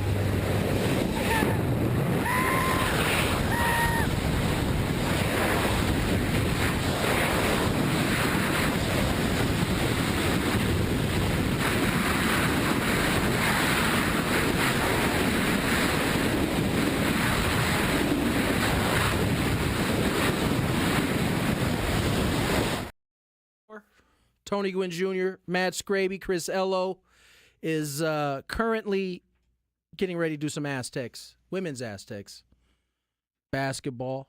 My guy Michael Flicks joins us here. Appreciate you. Michael, how are you? I'm doing well. Appreciate you. I'll get you a microphone. Sorry. One of these days it'll happen. He was ready, though. He didn't actually open his mouth until he saw that light come on. Yeah, Mike, we got some things to get into today. Absolutely. I mean, last week, I kind of stirred the pot a little bit unintentionally. It was just, if I'm being honest, ladies and gentlemen, this is about a 20-minute segment. And we needed to fill some time. And so the question of top five wasn't a planned thing, and he had to shoot it off the top of the dome. And I knew with that alone, it was going to stir the pot. And so certainly after you posted it, it didn't take long for the comments started to flow in there. Oh, not at all. Not at all. And I expected it. That's what you say. You probably go irritate some people. I'm like, all right, let's do it. I knew that would happen. And I mean, you know, like I was telling a few different people that reached out to me about it. There's no loss when that happens, because the kids that I mentioned, it's going to motivate them to continue to play well. The kids that feel like they should have been mentioned that weren't, it's going to motivate them to prove me wrong. And it just makes for more excitement and more conversation around the basketball season. So it brings attention. It's a win all the way around. Before we get into the high school stuff, how much sports are you paying attention to outside of high school realm? Paying a lot of attention to the NBA. That's pretty much it, though. Yeah, that's what do you like? What are you liking about the NBA right now? What are you not liking about the NBA? I'm really liking how the young guys are, like the Shai Gilgeous-Alexander, Ja, even though he's had some trouble over the years, he's back playing and playing well, crazy dunks here and there. I'm liking how the young guys that we knew were gonna do something are doing what we expected them to do too. Yeah. And I like Jalen Green for the Houston Rockets. Him and Sengun got them playing real well. I'm really liking him. He's not from San Diego, but he's done a lot of things here. Evan Mobley, he's played in the Swiss Pro-Am here. Yeah. He's come down here for different showcases and things. He's playing for the Cavs. USC. Right, exactly. And the Cavs are, I believe, got the #1 record in the league. If not number 1, number 2 behind OKC. They're right there. Those two have been battling each other recently. Anything you're not liking about the NBA right now? Are you seeing some of the conversation about too many threes? Boring to watch because everybody looks the same in terms of their offense, outside of the teams that have the Ja Morants, the Shays of the world. I'm not mad at it. I do miss the days when you had a big man in the game, like in the fourth quarter when it slowed down and it's like, oh, it's winning time. It's gonna look a little different. I do miss that, but I'm also someone that understands that things change, and when things change, I'm not someone that's like trying to hold on to the past, trying to fight it. It looks awful when both teams are just chucking threes and nobody's making them. Then it looks awful. That's. I think we've had more of those games than usual this year, and they've all seemingly been like televised where you can see it. Yeah, it's not a good look. You're right. It reminds me a lot of how baseball was looking there for a second with the strikeout, the walk, the homer. Those were the only results you were getting. That's cool for a little bit, but after a while, it kind of gets boring. All right, let's get into some of this high school action. I couldn't wait for Wednesday. We actually contemplated bringing Michael in on Monday. Oh, so because of all of the things that went down since we last spoke. Let's start with Montgomery Olympia. Yeah. My man Michael, and I wish we could run it back. I wish we could play the soundbite, but he virtually said, hey, this could go left for Montgomery, but it also could turn into a blowout. That's the kind of matchup. Olympia in a very well-coached team, undersized, didn't seem to matter. It didn't matter. Olympian had a home game against Montgomery, the #1 team in town, which everyone's been talking about, and rightfully so, the #1 team. Yep. Beat them by 6, 53-47. And I wasn't there, unfortunately, I wasn't there to see it live, but I saw a lot of the big moments. And Montgomery, just like I said, they just weren't afraid. And they know that they're just as good and probably believe that they're better. Talking about Olympian. Yes, talking about Olympian. Olympian, has a lot of confidence. Their guards play very well. They're very shifty. They can make shots. They play fast, and they're not intimidated by a #1 team or a #1 defense or anything like that. We got a game plan. We know we could hoop. We know we tough. We know we can play defense, and we're going to see who the better team is, and they were the better team that night. I saw a few of the highlights, and I couldn't get over how undersized they were. And to see it only leads you to believe exactly what you said. This is a well-coached team, a disciplined team. You can't, when you're outsized like that, and it's not as though Montgomery don't have any athletes. I mean, they got some of the best athletes in the county, and yet that team was able to really stifle them defensively. Look, that's a low-scoring game right there, 47-53. Yeah. That's the numbers get a little higher than that in high school basketball. They definitely do, and that's just, I mean, that low score is just a credit, like you said, to the defense, and that's two teams in the top 10 that are really trying to, Montgomery trying to make sure they show their dominance, and then another team in Olympian who's like, nah, we in the top 10, and we don't want to be a bottom feeder in the top 10. Like, we here to really make some noise. So Torrey Pines went to Carlsbad. Yes. And it got tricky. Yes, I didn't see that coming. I don't think anybody saw this one coming. I don't think anyone saw it coming. But yeah, Cathedral went down to Carlsbad and walked out with a win. Not just a win, a 25-point win. Torrey Pines or Cathedral? I'm sorry about that. Torrey Pines. Yeah. Torrey Pines went down to Carlsbad and left with a 25-point win. Cody Shin led all scores with 35 points. I actually know Cody's trainer personally, EA Elite trainer right here in San Diego. And he told me about, the conversation he had with Cody. He's like, look, bro, attack him, stay aggressive. Like, I don't know if they got anybody over there that can really guard you. So just stay aggressive and, maintain the pace and control the game as much as you can. And he went in there and stuck to his head coach's game plan and then his trainer's game plan, and 35 points and a 25-point win. That's an impressive win for Torrey Pines. Two well-coached teams. Occasionally a game will get away from a really good team. That was one of them. Yeah, 25 points. That's not, if they meet 10 times, that'll be the biggest the biggest margin in all those games. Absolutely. Without a doubt. Absolutely. All right, you kind of mentioned it a little bit. The Holy War game. This one was probably the most exciting game last week. This one went into OT, it sounds like. Went into overtime, and it was a back and forth night. It was a back and forth game all night that ended up going to overtime.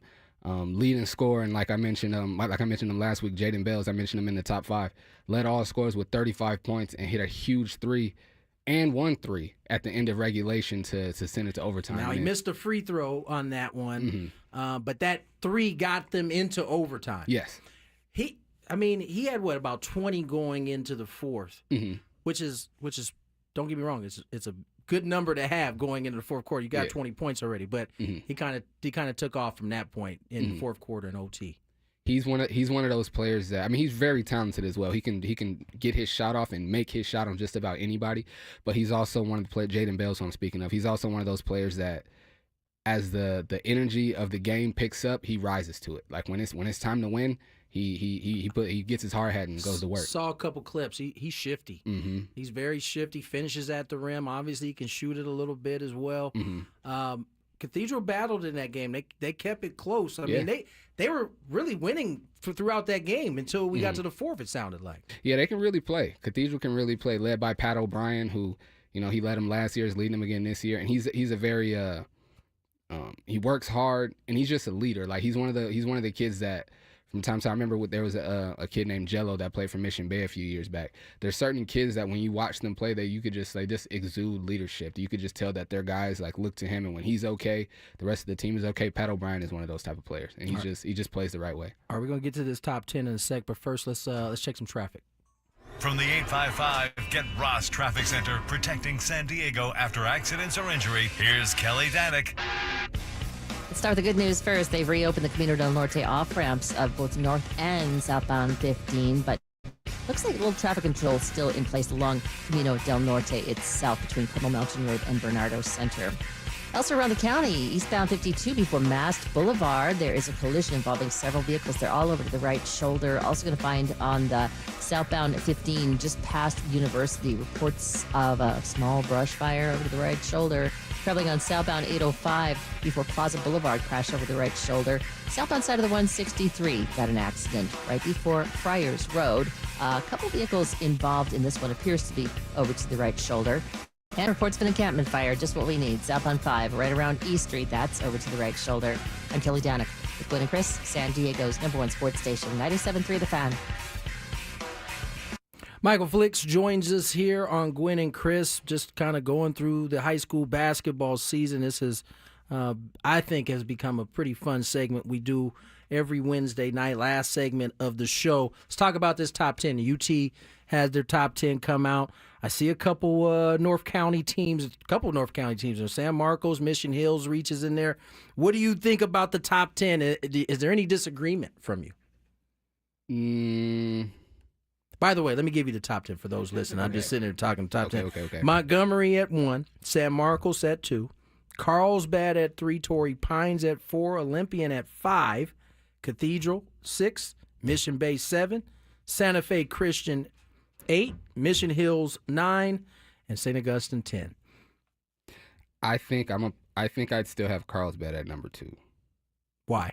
What have you seen San Marcos yet this year? Yes, I've watched 2 of their games. What's the scouting report? What do you like better about Carlsbad than you do San Marcos? I still think that Carlsbad can score.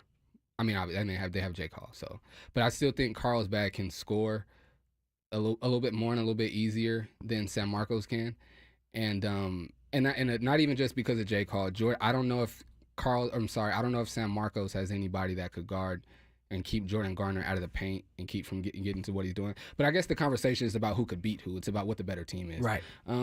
Yeah, I'd still have Carlsbad at number 2, though. Okay. I would still have Carlsbad at number 2. Now, I'm not mad at the Olympian being number 5, though. I mean, beating the number 1 team clearly gives you the right to be a big jump. St. Augustine, they started the year pretty slow. They had some guys playing football, some guys hurt. They were 3-11 at one point. They've won 5 straight. This team's starting to come together right now, is what it seems like. Absolutely. Like Jaden Bales has been playing this well all season. Who were the pieces that they were missing when, when the record was 3-11? Most notably Lincoln Goron, he was out. I believe I'm saying his last name correctly. He's been double-digit score pretty much every game since he's been there, and really leaves his imprint. You can feel his impact on every game. Yeah. Palomalu was out for the beginning of the season, and he started the season with the team, but also Anthony Etheridge, their big man. He scores. He can step out and knock down a 3, but he scores he hits mid-range jumpers and scores around the basket. He's a starter for them, and he was out for a few games with injury. And now they've got their whole team there, football guys with injury, guys serving whatever they were serving, and everybody's there. So they're looking how they were supposed to be looking all season. Yeah, and not to mention they had a pretty tough schedule to start the year. All right, we're moving into this week. Last week had some big matchups. What are the matchups you're looking at this week to keep an eye on? This week, Montgomery plays Francis Parker. I'm interested to see how well Tavid Lee Johnson and the rest of his team, Francis Parker, plays against Montgomery. We talked about Tavid last week, didn't we? Yeah, okay. I talked about him. He's averaging 27 points a game as a sophomore. And was that the top 5 conversation we were having? No. That was before. Yeah, that was before that. Okay. But in the comments, a lot of people was like, "Yo, how was Tavid not in the top 5?" I saw his name a couple times. So I'm like I said, he can. I mean, averaging 27 points a game. Clearly, he can score the ball. I'm interested to see how well he's able to score the ball against Montgomery. Good defensive team, as you mentioned. They're a good defensive team. They're like we mentioned, their heights are all very similar. They're long, and they play really, really good defense. And I'm interested to see him being a sophomore playing against this senior team with all this experience. I'm interested to see what he does against them. So I'm really intrigued by that game. Yeah, if you're a senior now, you definitely can be described as a veteran now in high school basketball. For sure. And sometimes when you face the youth, although they may have the athleticism, they may not have the IQ to be able to dissect a team that's made a deep run the last couple years. And so that'll be an interesting matchup. The other matchup you've highlighted is out in San Marcos now? Yeah, San Marcos, who is now number 2, like we just mentioned. They've only lost 3 games this year, and their one loss to a San Diego team was to number 1 Montgomery. So their other losses have come from teams from out of state, from out of town. And they'll be playing their crosstown rival, Mission Hills. Ooh. And Mission Hills is number 9, I think. We just had them on the top 10. Yeah. That's always a fun game. I've always kind of like how the Holy War is out there. The Holy War is bigger. Let me not do that. This is North County's version? Yeah, for sure.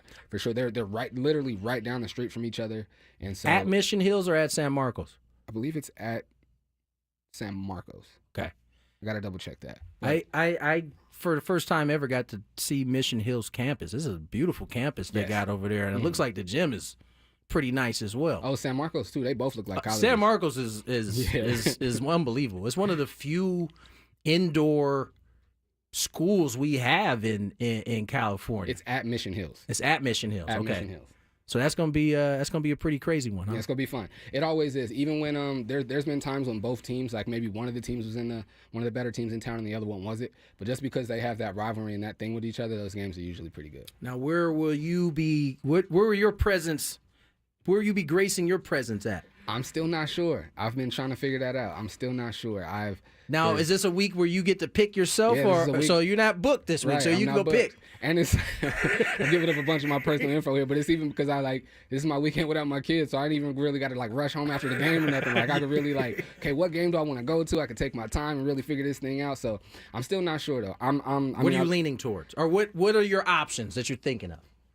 It's kind of wide open, honestly. It's kind of wide open. It's between the two that I mentioned. It's between Montgomery, Francis Parker, and San Marcos, Mission Hills. Now, where's the Montgomery, Francis Parker game at? It's at Montgomery. It's at Montgomery. So they get back home.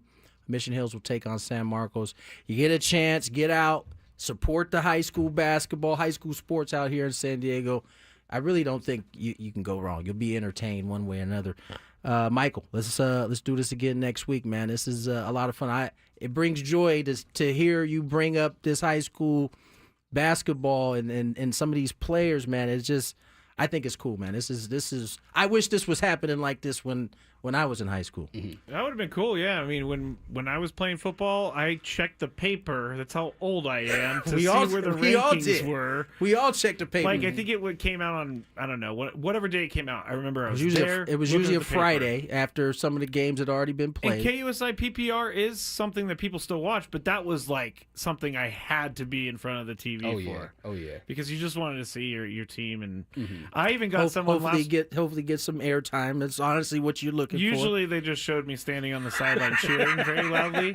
But I did get someone that told me they were listening last week and they were like pumped up that you gave La Costa Canyon such high marks for being a good place to play a game of basketball. So, good gym. Yeah, there are lots of people that like this segment. Listen, we've tried to relay that high school basketball here it's a big deal. Like people care immensely about it, and the more coverage we can get it, I think the better. Now, where would you be ranked, Tony? And if Michael Flicks was ranking players back in the day, there's some pretty good players in the league when I was still playing. I don't know if I'd have been a top 10 Okay, guy. name some of those players. Ray Rivera would have been one. Abrams went to Rancho Buena Vista. I'm old now. It's hard to remember. What year did you graduate? 2000. You remember Isaiah Orange from SMU? Isaiah Orange. I played Orange Glen. I mean, what's funny is I ran into him at a ball game this past year. Really? I did not recognize him at all until he said his name. But Isaiah Orange could fly. Like he was the closest thing we had in San Diego at that time to a dude who could fly, and I got to play with him on one of these All-Star games. Nice. So being able to throw up a lob to that guy was it's pretty fun. Pretty fun. That would be fun. I never got to throw a lob to anyone. I was on my podcast just talking about him the other day, and I was like, yeah, he graduated in either 99 or 2000. My co-hosts are a little younger than me. They was like, dang, 99. It ain't that bad. 1999? I'm 06, and they be looking at me like, 06 is so long ago. Yeah, no doubt. Michael, as always, man, appreciate you coming on. You hear the music, that means it is time to go. You guys have a wonderful night. Scraby Chronicles up next. See you tomorrow.